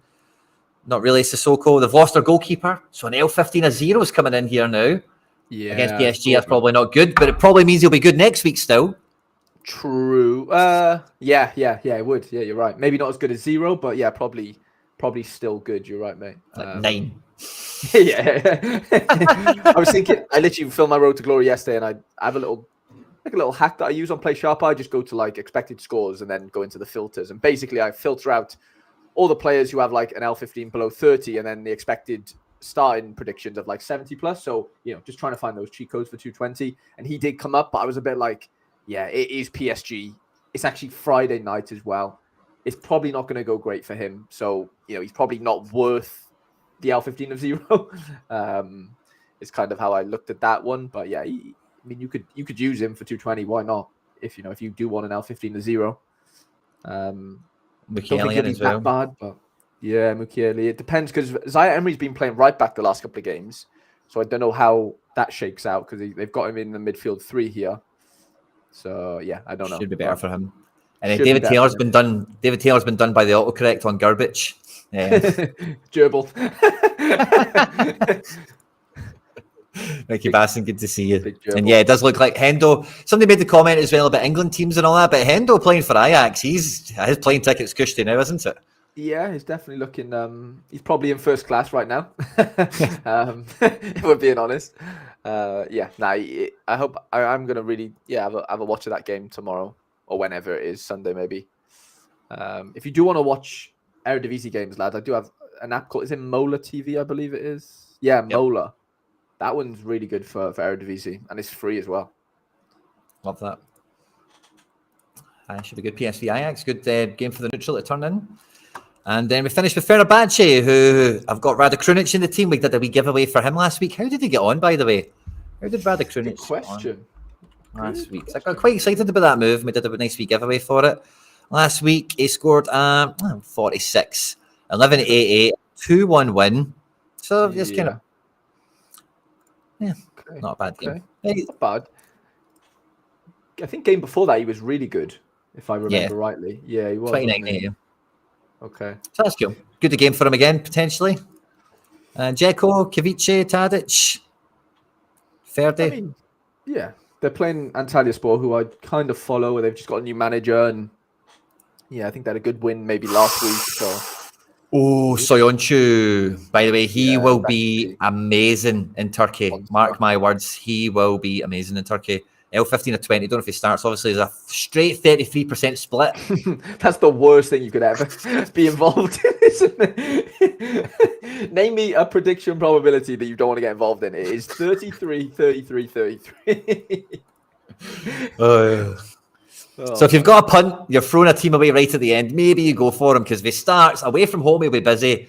He'll be very good in Turkey as well. I think this guy's been very unlucky in his career to not be a bit, more settled and a bit more. Yeah. He's been suspect to a bit of a mistake for my liking. Too much. I think he's a good maybe player. at the Prem level. Yeah. Fair enough. Yeah.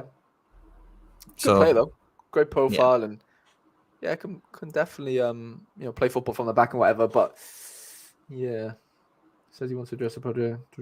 What's that? Celtic stuff. No. Yes, Rogers is leading with the fans. That's good. I'll look forward to hearing that after the deadline. But Harry, we are 45 minutes away to the deadline. I think we've previewed all the main games that are going to be doing anything in this game week. So hopefully all the Sorare scouts and managers that have tuned into the deadline show for the latest details and info are justly satisfied. We do have a little rare to give away, thanks to a friend of the channel, Hendo, who donated that to us. We'll be doing that before we hit the deadline. I never actually checked if he's in a team, so I'm going to go and double check that at the moment. And see if he's into projected team at place. Give us an extra bit of excitement. If not, we maybe can miss the deadline with the giveaway. Now I need to double check what team he's actually at, because it's a card from last season. So let me go and check that out. And Harry, we've got you on screen, buddy, so you can talk us through and show us some teams, or if you've got some dilemmas for us before the deadline. I have a couple dilemmas, to be fair. It took a little while to do my teams this morning, and I've had a few card sales happen, so there's definitely a few things to kind of rejig, but nothing too much. But really hoping that the Riker boys come through in the under-23 rare, and then obviously Real Madrid home to Atleti, big game, but let's just hope for some decisives from Rodrigo and Vinny. That's probably my best team, even though that game is quite hard to predict as far as Real goes. And then Rare Plus, Costa, good fixture. Obviously Beck being back is massive, so him and Timber occupy the supers. And then Savio at home to your boys Sociedad. It's actually your boys versus your boys this weekend in Girona. Yes, it is. Sociedad. Yeah, that can't be too fun for you. No. And I've lucked into this Jana fella who plays for Bastia, Joaquin Jana, and he just walks his way to 35A quite comfortably. And I'm going to give him the captain's armband this weekend. He's in Rare Plus. 240. I have a couple of Excelsior boys who play tonight, so that'll be fun. Sonja Hansen. Unfortunately, my boy Magnus Mattsson left him and me and has gone to Copenhagen, so I don't have that little.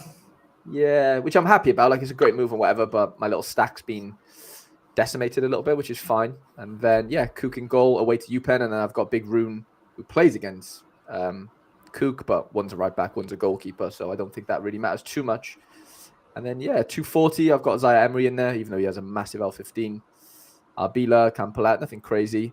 I've got a little dilemma maybe in under-23 Super. I either play that lineup how it is in there, or I maybe go into maybe a kickoff unique and change maybe Sam. I could keep it the same, but I could also maybe change Sam Greenwood for Giovanni Simeone, who's down to start for Napoli. So that might be an iteration that could happen. But I've got him in an All-Star Rare Plus right now with Bart, Moran, and some guy who plays for Motherwell. I know who it is, don't worry. And then, I actually brought in Daniela Verde last night, Quinny, into the rare side of my gallery, playing for Spezia right now. And yeah, I needed a forward. I was really low on forwards this weekend that I was quite confident in that would play. I have Duke that probably doesn't play. Brennan Johnson, unfortunately, probably doesn't start. So yeah, there's definitely a bit of lots of excitement from these teams, to be fair. And the Road to Glory boys are looking quite strong in 240. Brought in a few new players yesterday that I spoke about on the Road to Glory, which I'm excited about. Carlos Martin, which is my biggest purchase, £4.50. broke the bank for him, to be fair. And then Pasalic, I'm looking to play Tariq Lamptey this weekend, but I am actually going to look. Is he still down to play? Because yesterday he was at like 80%. I'm probably leaving this a little bit late, but we're going to have to just deal with it. That's what it's all about here on the Deadline Show, Harry. We're all about the deadline madness. Oh, yeah, this is a bit... Okay, so Lamptey's gone to 40%. They've got Hintlewood down. Ooh. I might need to rejig things around them for 220.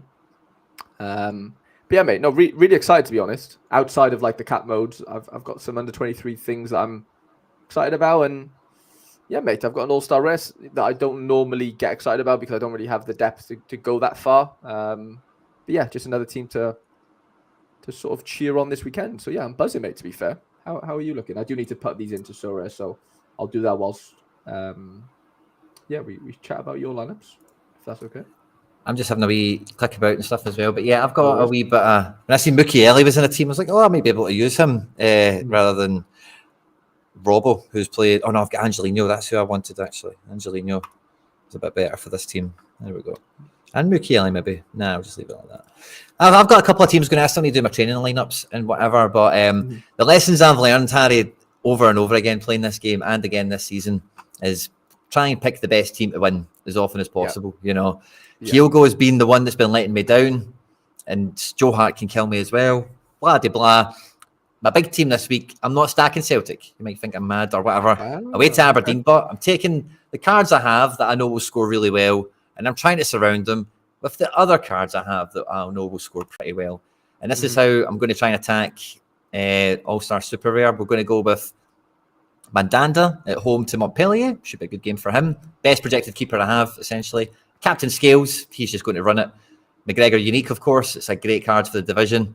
Werner up front. And then Goretzka retains his place as the double mid since he delivered last week, you know. So I think that's a bit more decisive, capable in attack. And you know that's going to curse Kyogo into getting a decisive because I've broke up the stack. You know, it's just inevitable. So you might need to take him for the team, though, you know? Like, everyone needs that Kyogo decisive right now. Like, literally everyone. Everyone needs it. So I've slid him into 240, so he can't really totally ruin my weekend, hopefully, now. Just semi-ruin it. Yeah, can just not help it. That's maybe what will happen, you know. Him and Joe Hart go into this 240 lineup. I've put Big Starfelt in defence away to Osasuna. Should be a good defensive game. And then my midfield was really tough. And I ended up going with Llorente, who's away to Real Madrid, and Brave Mendes, who's away to Girona. So I'm really... I don't know where the decisives are going to come in this team, but I'm quite hopeful I can get a lot of AA, and maybe with the right captain pick, and maybe a decisive does fall my way, then we get over the line sort of thing. So that's the kind of the big hope for some of those. And I'm managing finally, Harry, to get a Girona stack on because of how the game weeks went. As you know, it kind of divides my cards. I don't normally care if they're playing each other or not, but having the ability to maybe wrap a few of them together and put a wee team out, I thought, yeah, let's do it this week. So Kuto feels finally in a really good place where you can put a good team around him, positionally, and been able to forecast him. Herrera's back and fit. Martin didn't play last weekend, probably comes back in this week. So kind of tactics, horses for courses kind of situation with the manager, I think.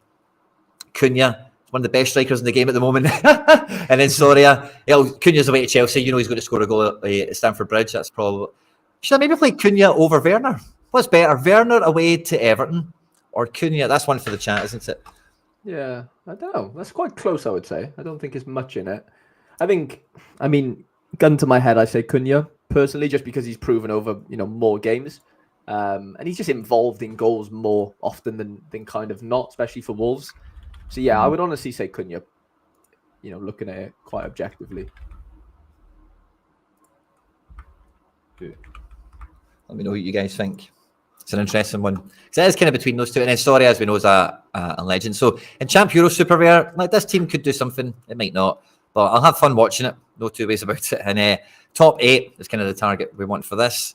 Yeah. So we'll cross our fingers and toes. But because I've got that Mandanda, I do have a 4th Super Rare team that I can pick.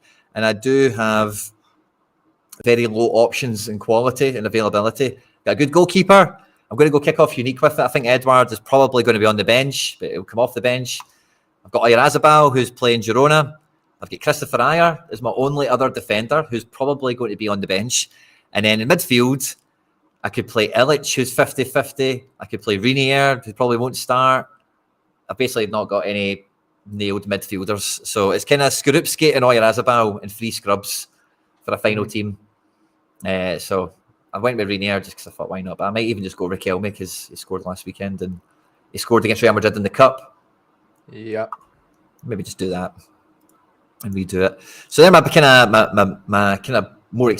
my reach teams, you know.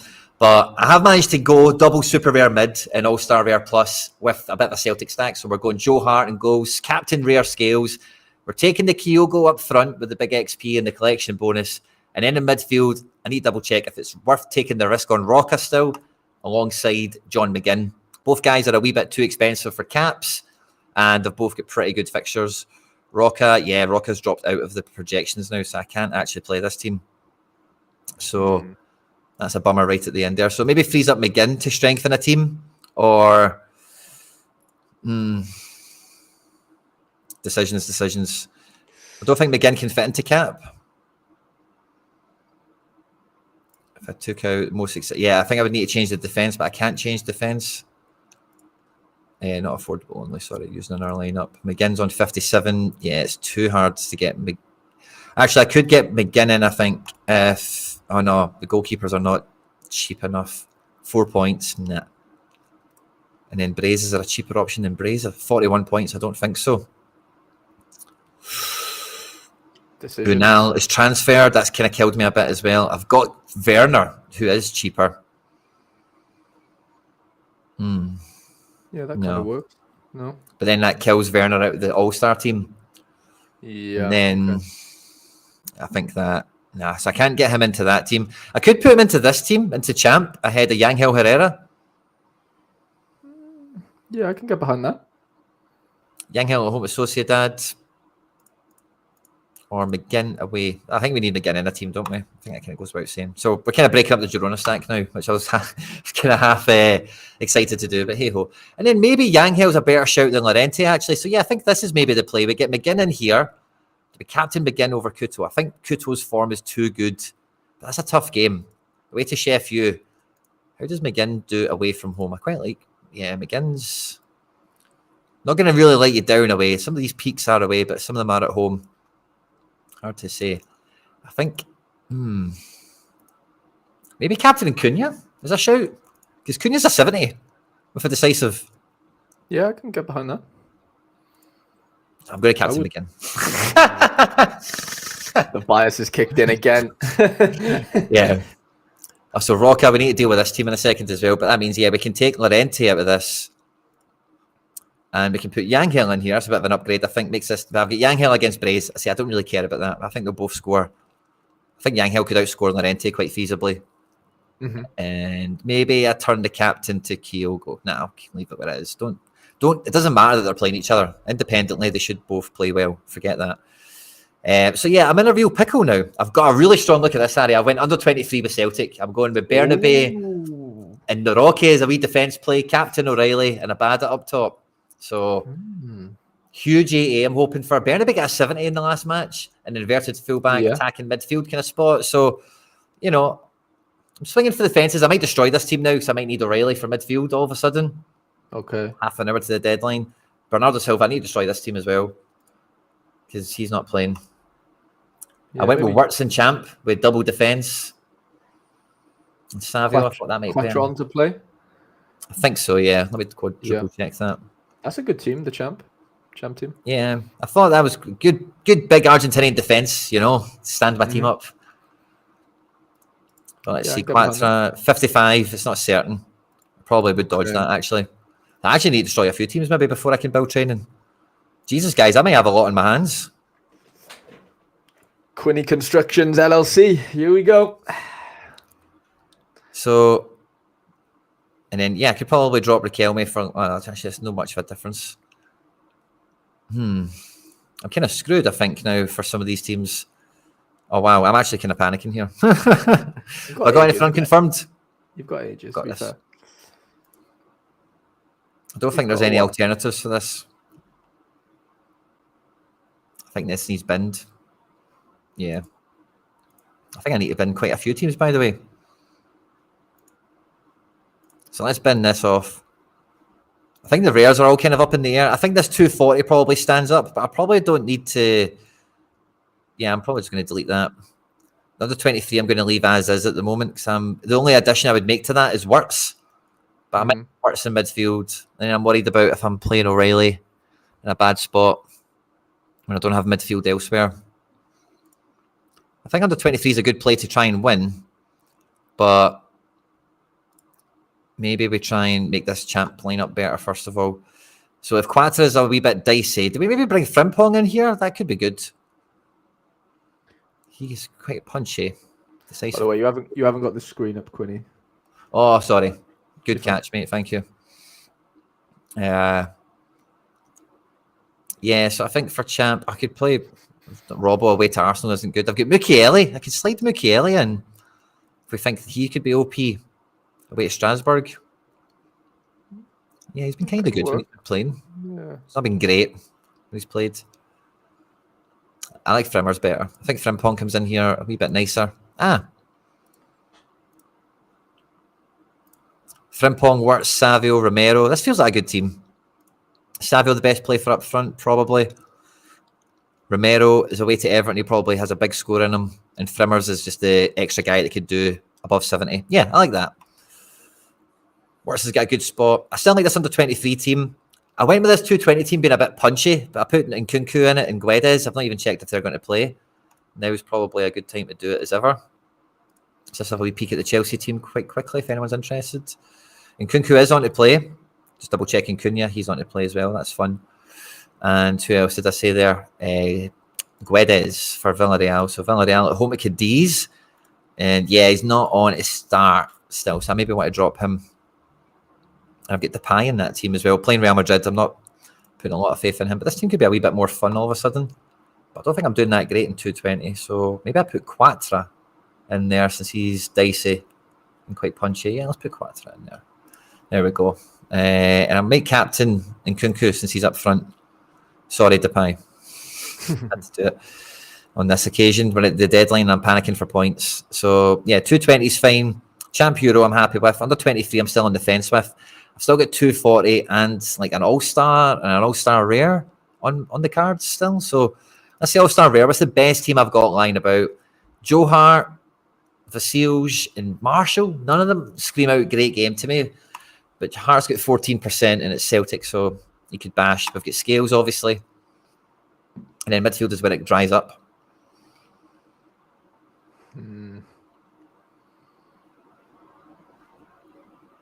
Which is, yeah, it just dries up, which is why I went for the super rare mids to buff this team out. Limer won't play. I've got Tanaka. Is Tanaka on to play? He's got a good percentage and it's maybe a wee bit overlooked sometimes as a mid option. But I assume he's on to play, but let's check him. Dusseldorf away to Paderborn. Paderborn, don't really know any of those guys. That's fine. Dusseldorf, Tanaka 90%. That's cool.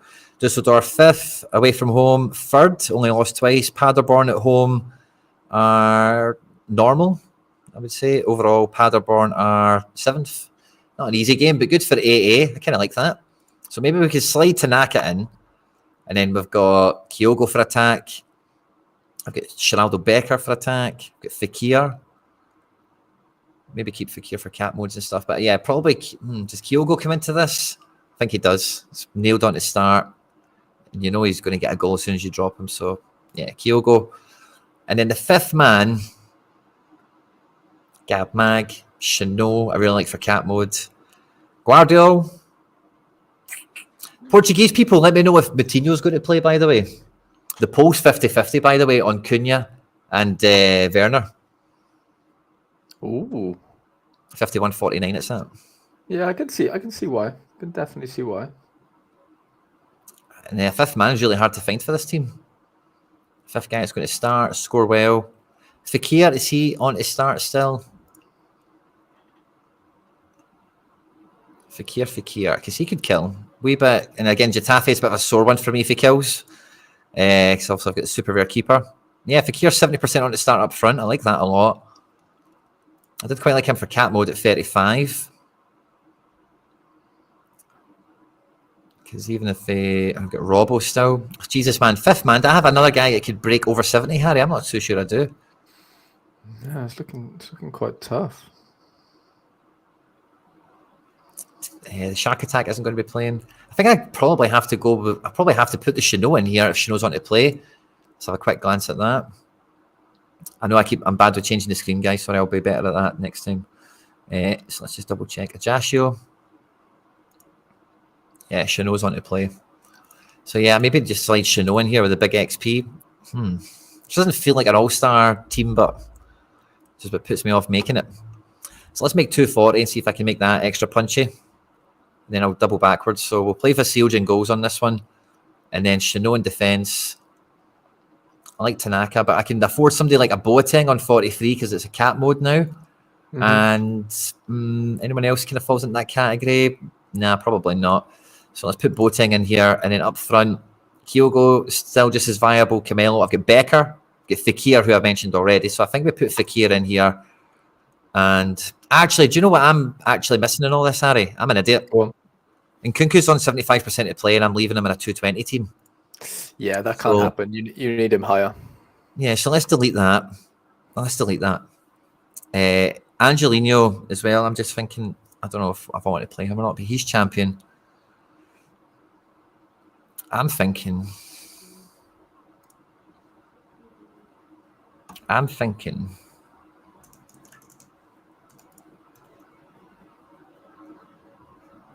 leave that alone.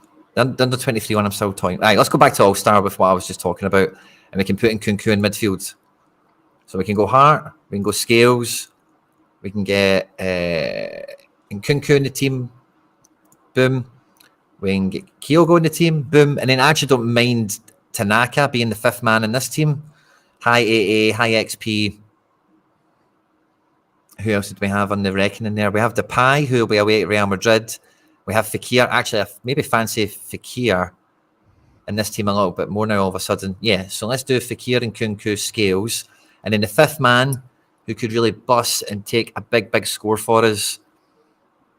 Yeah, maybe Tanaka becomes man number 5. I still don't really mind that. Yeah, I feel decent. Yeah, and then Captain Scales. Cool. I like that for All-Star. That could bang. It might not, but it could. That's the name of the game. So 240, we go for Vasilja. And then in defence, I can still get my Chino in, which I'm happy about. I can play probably that cheap Boateng. Yep. I've got Kyogo for 40 in attack. And I'm left with 56. A lot of freedom for the final man. Nailed to start. We'll score good. Tempted to put Guardiola in that picture at 52. I think I will. Just shoot up the defence a bit here. And I'm going to captain Kyogo for fun and giggles. Cool. So I've now got a couple of goalkeepers to spend. And I'm not too sure what to do with them. So let's have a peek at... I'm going to have a peek at Rare Plus and just see everything that's lying around. So we've got Marshall. I've only got one keeper left. That's fine. So I've got Marshall. Espinoza probably won't play. We've got Gab Mag. We've got Quattro. Final team. We've got Mukiele. We've got Angelino. Oh no, I've got 220 to build as well. So let's go and build 220 because I think that could score high with some of the low scoring guys I've got. And then we'll build All-Star. So yeah. Gun in defence. Gun and goal. Sorry, I beg your pardon. Angelino's super cheap. Have to play him. Mukiele as well. Maybe play both of them. The midfielder. Ooh. It's going to be tough. I don't think many of these guys are on to start. Guedes from the bench. Let's take that. And then we've probably got Depay. We've got Becker as well. Becker probably starts against Girona.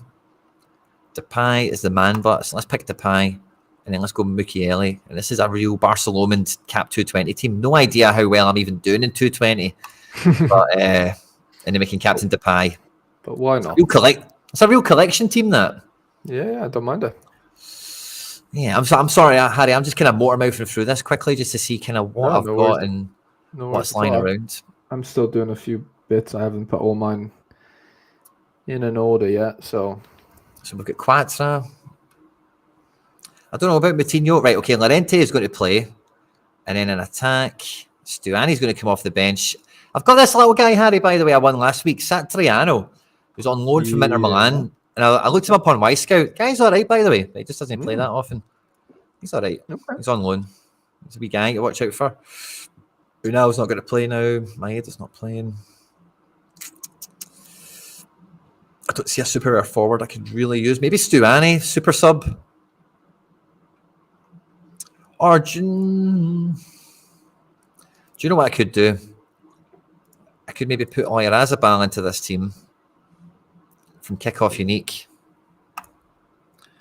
Yeah, that's what I'm going to do. And then, where was Llorente? I don't think he's in a team. Oyarzabal was in kickoff unique. I think this might work out pretty good, actually. So, and then the extra spot, we're only looking for a rare. Don't care if they're used. I don't want them using in our lineup anymore. And then the final man who might score good. I'm really gutted I can't really get a Portugal predicted. Yeah, they're tough to get hold of, aren't they? I think Braga played. Did he play for Braga? Yeah. They played midweek. Like they played last night or the night before. He DNP'd. Ah, right. Yeah, that probably doesn't look great then.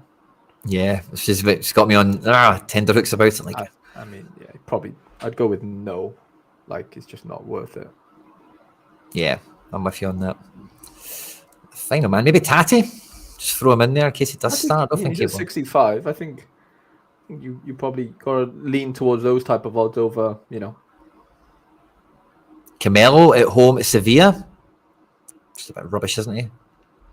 Yeah. Just the final guy. Who could do something? Savage? Nah. Gab Mag. Do we just put Gab Mag in? I think we do. Yeah. Why not? At home at Liverpool, I think we captain him in case he gets a wee cheeky goal. Let's put that in. And then we've got kickoff unique now, missing a player. I think I now have a Yangel Herrera lying around, but... Oh, by the way, do I? No, I don't. Where did I put him? Did I maybe put him in a team somewhere else? What did I do with my shuffle around? So McGinn came in. Oh, Yangel went into that division. Of course he did. So I'm down a super. I've used Oyarzabal. This team's kind of shite anyway. So who? Roca, Renier. I might just play Renier. Or Illich. Right, Harry, you need to pick a crap guy for this team for me. You need to help me. Go on. So who do we have available? Roca. Nah, ignore Roca. So let's say Illich is 50-50 to start, right? Okay. And outside of that, Renier, Stuani, and Satriano will probably feature for their team. I'm still leaning towards Illich, personally. If Illich doesn't start, he won't feature, but he'll be injured. Right. Oh, okay. So it's either play or just not play at all. Okay. Maybe that Satriano guy then. He's come off the bench and scored, it looks like, the last couple. So away to Nice or home to Nice, is that a game that we like? I mean, we're at Nice. We don't like any of them, Quinny, at the end of the day, isn't it? It's like, yeah, fair enough. Nice are second in the league. Nice are flying. Are they? Yeah. Nice are second. Yeah, well, he's 50-50, by the way. He's 50-50. I mean, yeah, if he starts, great. I'd go with something like that, personally. Yeah, let's maybe take Satriano. Stuani, super sub life. Yeah, Satriano. It's a tough one. Let's go Satriano. It's a crap team anyway. Oh, sorry.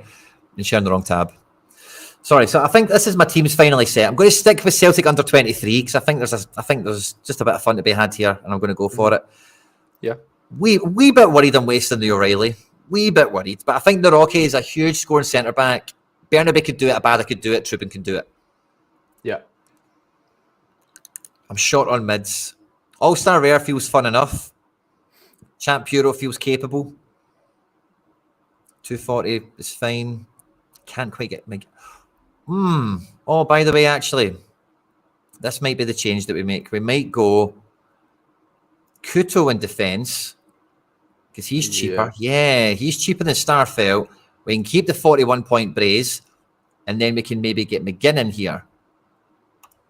We can. Brilliant. This is a team. This is a team. And then we'll go Captain McGinn. Love that. Boom. So 240. Way happier with that. And then Champ, which is going to be on the weaker side anyway. Starfelt's a strong defender. And then we're getting Yangel Herrera back in here to pair up with the midfield. Not that that's a big deal. And we'll Captain Cunha since he was so highly rated in the chat. 53% of you think I should be playing Cunha over Werner in the big team, by the way. 50, super tight, guys. I thought that would be the case, if I'm being honest. Throwaway All-Star Rare Plus team, which, yeah, we'll see what happens with that. And, yeah, throwaway kick-off unique team. Let's see what happens with that. Yeah, I'm happy enough with how we're shaping out for the game week. I think I'm quite chuffed with. Maybe the 220 is a bit dodgy. Maybe Angelino doesn't start. But it's a Monday night. I think he might. He's on projections. Mukiele's on projections for Friday night. Guedes from the bench. Depay against Real Madrid. We're not holding our breath.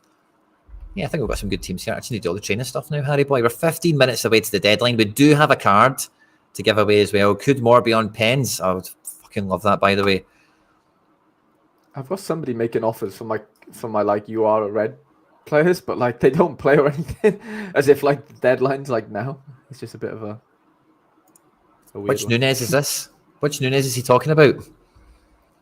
I guess Darwin, I assume, but I don't know. Maybe there's a chat going on in the chat. Sorry, guys. There's chat within chat. Sorry, I've been a bit begging on pens is what we want. Yeah, working out all the iterations here, but I think I've settled. Yeah, I'm just knocking out the training lineups as well. I think I'm pretty much set with all the guys that are playing that I could use being in as good a team as I can find them. Mm-hmm. Yeah. And then, yeah, we'll get the training done. We missed it a few weeks ago. I don't want to be missing it again. There's a few nice special weeklies on the go, by the way. If you're a Leon or a Napoli fan, some really good link-ups there between Sorare and those clubs and some nice special weeklies. Do you think, Leon get some cards? Do you think they'll be any impact on the game week, Harry? I don't know. I had my Giovanni Simeone Super up thinking that maybe someone has a little nibble on that maybe for the... but I don't think does the scarcity bonus matter? I've got a funny feeling it doesn't. Maybe it does, but I really don't think it does. So that might, shake out, anyone that wants, higher scarcity cards really, because you could just go in with limited or something, or rares or whatever. But yeah, but no, I don't know. I don't think it'll have much impact if I'm being honest. I think it's minimal at best, probably. Yeah, I'm with you. Finishing the training, almost there. I've almost got my Sean Johnson up to a clean 15%. That'll be fun. When that traps in. Have you seen Barrial looks to stay at Cincy? That could be a big one. Should have came to Celtic. That would have been fun. Yeah, if he would have played left back for you guys, Jesus, that would have been really fun. 3 million quid they wanted for him. Did they? He's not the quickest. Is my worry? Like he is actually too similar to Taylor, I would say. Do you know what I'm saying? Like really good technically, but he's actually got a wand. But he has got a wand. Yeah, he has got a wand. But like, if Rodgers wants legs, then it is. Barrial's just not going to fit that bill, unfortunately. But he has got an absolute wand. I do agree with that, big time. Yeah, that's just what I thought about it. Whenever it's 3 million quid, I'm like, yes, take him on the left side. Just bring him in. I know. We paid that for Burnaby. You know what I mean? To the reserves. I know. Well, he's getting a game now. It looks like, but yeah. At what cost? Oh, yeah. Get the training done. Is Mickey your man actually moved to America yet? By the way, because that'd be pretty gutted if he hasn't. He's in training and stuff. Yeah, I've seen him. Oh, definitely. They they greeted him at LA Galaxy training and stuff. I've seen a video. Pretty sure. I love that. That's good. Yeah, I think he's in. I think he's integrated. Can I give you a wee spoiler, by the way? I've been getting lots of messages, people telling me how good it's going to be for me next week, midweek, because of Celtic, right? But what I don't think a lot of people have realised. Next week, midweek, Vancouver play. So Ryan Gall's in town as well. They play already, do they? How's that? Again, it's a Champions League game or something. It's against a Mexican team. Yeah. Wow. That's mad. Yeah, that's what I thought. I seen Ryan Gauld in my Celtic midfield again. I'm like, yeah, here we go. Yeah, just had a new contract as well, I think, didn't he? He did. Pretty sure. Yeah. Okay. Says he loves life in Vancouver. I mean, my best friend actually lives there, to be fair, and yeah, I can probably see why. I've heard good things. I've heard really good things. Final boy for training, Was. Good. I just like to play sharp as start predictions just towards the end, yeah, just in case anything drastic has changed. Because share screen, let's see it. I've got it on a different one, but I'll show you now. So basically, what I do is I just go into tools, expected scores, and I go show mine. I kind of sack off the limiters and just sort of look through the start predictions, and just in my mind, I kind of know what they look like, an hour ago, and then it's just okay. Well, has anything changed, basically? And if it has, then obviously we've got trouble. But the hope is that not much changes. Yeah, just have a little scroll through, see what is going on. It's mad here. Jorginho's down to play at 90%, but it's like behind 3 different players, if that makes any sense. I just pulled him as a tier 5 randomly, or a tier 4. Oh, nice. Last week, yeah. I've had him up for sale, but no one's nibbled on him. I like Jorginho, but I don't really, see him living in my gallery for much longer. Getting a lot of Vancouver love in the chat as well from Show6. Yeah, still miss it. We'll be back one day. Yeah, I've heard really good things. Really, really good things. Yeah, I love that. Cunha's almost guaranteed to start and plays 90, whereas Werner has potential not to start. Yeah, I kind of get what Luke's saying. I still think Werner will start, but I think it's Cunha over Werner all day for me if you're picking 2. But that's, I'm going to be... Yeah, you can't knock, Cunha's ability to get decisive right now. It's just like... It just seems like bread and butter for him. So I think it's a no-brainer personally. Interesting. That's not knocking Werner. I still think he's doing well and whatever, but like, I don't think it's yeah. So yeah, that's kind of how things are looking there. Chelsea are pretty mince, aren't they? Chelsea they're just liable to score, like concede goals, aren't they? You saw last night United Wolves 4-3 or whatever. Like you can just see things like that happening at Stamford. Is it at Stamford Bridge? I guess it's away. Yeah. Both are away. Away to Everton or away to Chelsea. Right. Yeah, but Everton at home are a little bit more solid, I would say. And Sean Dyche, and do you get what I'm saying? Yeah. That's kind of how I would read into that, to be honest. Would rather play Chelsea and play Everton this weekend. Yeah, I'm not denying. I'm just kind of. Yeah, that's kind of how I would look at it. I'd probably prefer to play Chelsea. Mm-hmm. Everton have, Jesus man, there's a couple of competitions here, but across the last 5 competitions, Everton have lost 3 out of the last 5. If I draw on a win, that's not the league, but it's a couple of cups and stuff. But yeah, they're definitely not in a good vein of form. I wouldn't dispute it, but still Tottenham feels away, hard. Not great. I see Chelsea. Yeah, I don't know.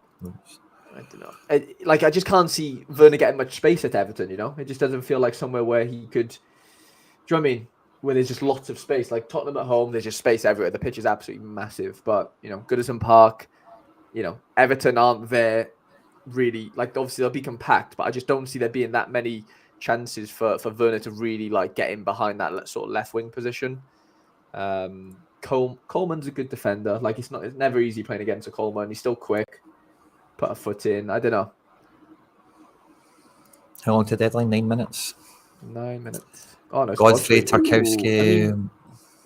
Interesting. I was going to say, what's Ashley Young? Coleman? Ashley Young. I don't know. I just think this Tottenham team's scoring 2 or 3 goals now. That's kind of. I think they're into that mode with Werner coming in this team. I don't know. Kulusevski back as well. Maddison's back. Kulusevski doesn't score or assist at all when Maddison's back. That's the issue. Like, I watched the game. Mate, he just doesn't want to shoot. There was a time where he was literally one-on-one and he could have just shot with his right foot, even though he's not right-footed, so it would have been a bit of a weird shot. But anyway, he like literally took so long to come in on his left, and then didn't end up shooting, and he's just scared to shoot. Kulusevski, it's weird, but I don't know. Yeah, Maddison back is huge. It's absolutely huge because he will unlock Werner in those little pockets as well. Because Maddison loves going into that sort of half space between like the left side of the pitch, if that makes sense. Receive on the edge of the box and sort of just like shoehorse the ball from left to right, but eventually get Werner in. I don't know. I still think Cunha's he's just too dangerous on too many different levels. Where Werner, there's only one way you can see it happening, and I'm not saying it won't happen that way, but like Cunha, so sort of versatile in the way he can score goals. So let's see. Tuesday to Saturday is the Tottenham turnaround, and the Wolves turnaround is. And that's the Chelsea game. Sorry, the Wolves turnaround is yesterday to Sunday, so Thursday to Sunday. So take a team Tuesday, 1, 2, 3, clean in between rather than 2 in between. Yeah, no, I'm going to I'm sticking with Werner on the turnaround. I do agree. Cunha's better for 90. I don't know if Wolves score more than 2 goals in a game like this, but I know they scored 3 against Man United last night. You don't need them to. You don't need to worry about that. You don't, because if they score one, like. The only 2 people in that team, 3 players in that Wolves team is going to get decisives is Sarabia, and Neto, and Cunha. It's going to be shared between those 3, realistically. Yeah. Where, like, I just worry that just things might just bypass Werner sometimes. Do you get what I'm saying? Like, he's not, like, involved in everything. He's just out on the left wing, and if the ball comes to him, it comes to him. It's like, he's not, like, running in between lines and picking it up in the midfield and running through. Like, it just doesn't happen where Cunha's, honestly. And it's Chelsea, man. Chelsea are bound to fucking concede a couple here. Yeah, I think so. They probably could. I like Wolves a lot. I just don't look at this game, and it's the midfield I look at, and I know they've been crap, but maybe I don't know. I like the whole Tuesday. I like the fact that they've had a wee bit more of a turnaround. And yeah, he doesn't get 90 minutes, does he? That's the tough part. With Werner, probably not. He's had 90 minutes so far. I think he has, but maybe not. Let's have a wee check. Sorry, 5 minutes to deadline. So let's see. The first game against Man United, he played 80 minutes. Decent. And then against Brentford, 89. Yeah, Werner's good enough to play most of the game, I think. I know Kulusevski wasn't really, or they've not had that many options in recent weeks, but I think Werner's on it, man. Let's check Cunha on this screen. It's a good wee comparison screen. There's going to be lots more greens just because he's played, hasn't he? Yeah. But, Cunha's been great, yeah. Like, you can't argue with that, Quinny. There's so much to go off, man. I just don't think he's doing it against everyone. I know, okay, the worst score there is against Chelsea, 29. I know that's not going to, be good for you. But, like, most of them are at home. Yeah, I know, but the bad ones come away. The big ones come at home. He's so good, but isn't he? He's right now. It's so hard to, even for an assist. He got a wee jammy assist last night. He didn't even score. He's so good on running and breaking through, just like Werner is. But he's just so technical, though. Like Cunha is so clever. Like he is a 10. Like when he played for Hertha, he was a fucking number 10 in the Bundesliga, and he was ripping it up. I never really have seen him as much of a 9 personally. I don't think he has that. Like, he can do it, but that's not. I don't think that's him. But Roland, like Roland says, stick with your gut. I think that's probably a nice way to round that off. It is all about gut feeling in this game, big time. Yeah. Nicky says, who I choose, Skov Olsen or Pedro Neto? Who does Club Brugge play? Club Brugge. Oh, we didn't see them today, did we? No, Club Brugge.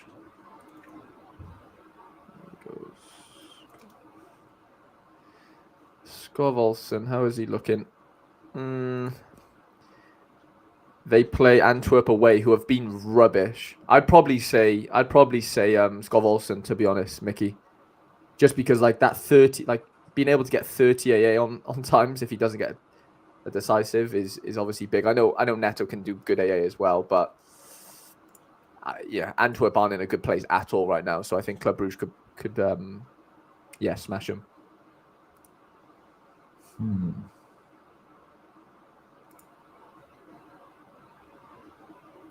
What team is Cunha in? Cunha's in a good team as captain.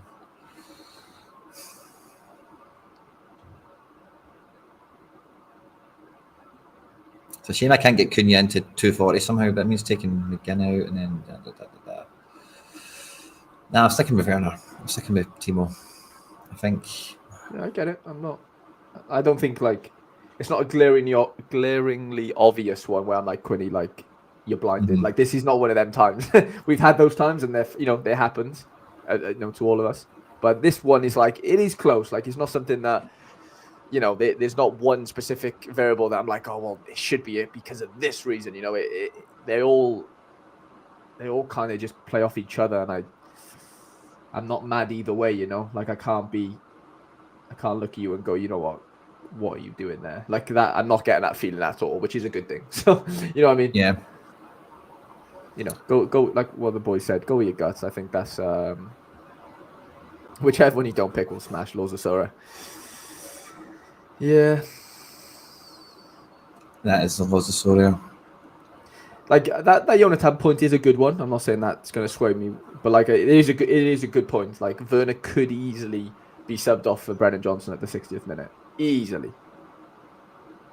But he might have done enough already. So, that's what you got to think about there, isn't it? Has he done enough already to where he's fine getting off at the 60th? Or do you want somebody that, is...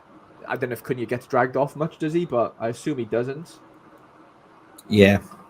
You know what I mean? That's definitely something to think about. Yes, Wolves don't have the same depth. That's very, very true. Yeah. Too late to change now. Yes. Yeah, I'm locked in. I'm sticking locked in. Locked and loaded. Feeling good. It's a little small, tiny thing that didn't play any part of my decision making, but I do like the fact that this whole team plays on Saturday, and I can be done with it. But they all do. Your top 3 teams there all played Saturday, no? 15 players. Probably. It might be gone.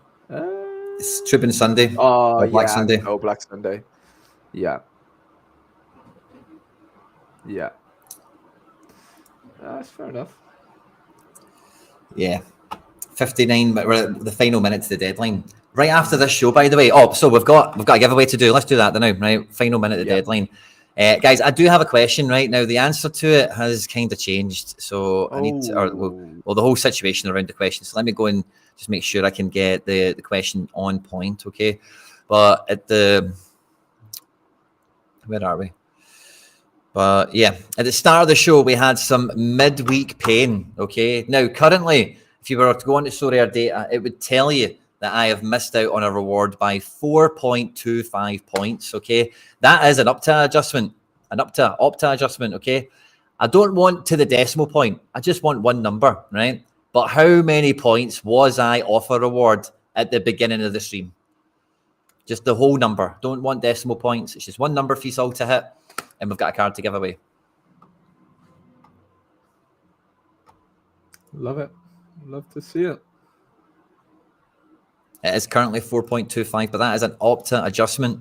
That's all I'll tell you. What was it but at the beginning of the stream? Just a whole number, so I don't expect anyone to remember the decimals. And we'll wait for the answers to fly in, and we've got a Florian Hubner to ship off to someone out there. Ooh, okay. Answers are flying in, guys. Keep it going. I hope you've had good fun today. Please do hit the like button before you run off and enjoy your game week. But as soon as I hit the end button on this, we've got a premiere of my Rivals Gauntlet that I did last weekend, trying to go on for the 15 win streak. So if you hang about for that, that'll be going live as soon as this show ends. And yeah, the very first one that came in with the right answer of, by the way, Piggies might have the nailed on number. By the way, congratulate. Did I give him that? He came in with a decimal, and I said, I think he might have the exact number. Did you say no decimal? You said that. I said no decimal, just one number, but like he's probably got it right there.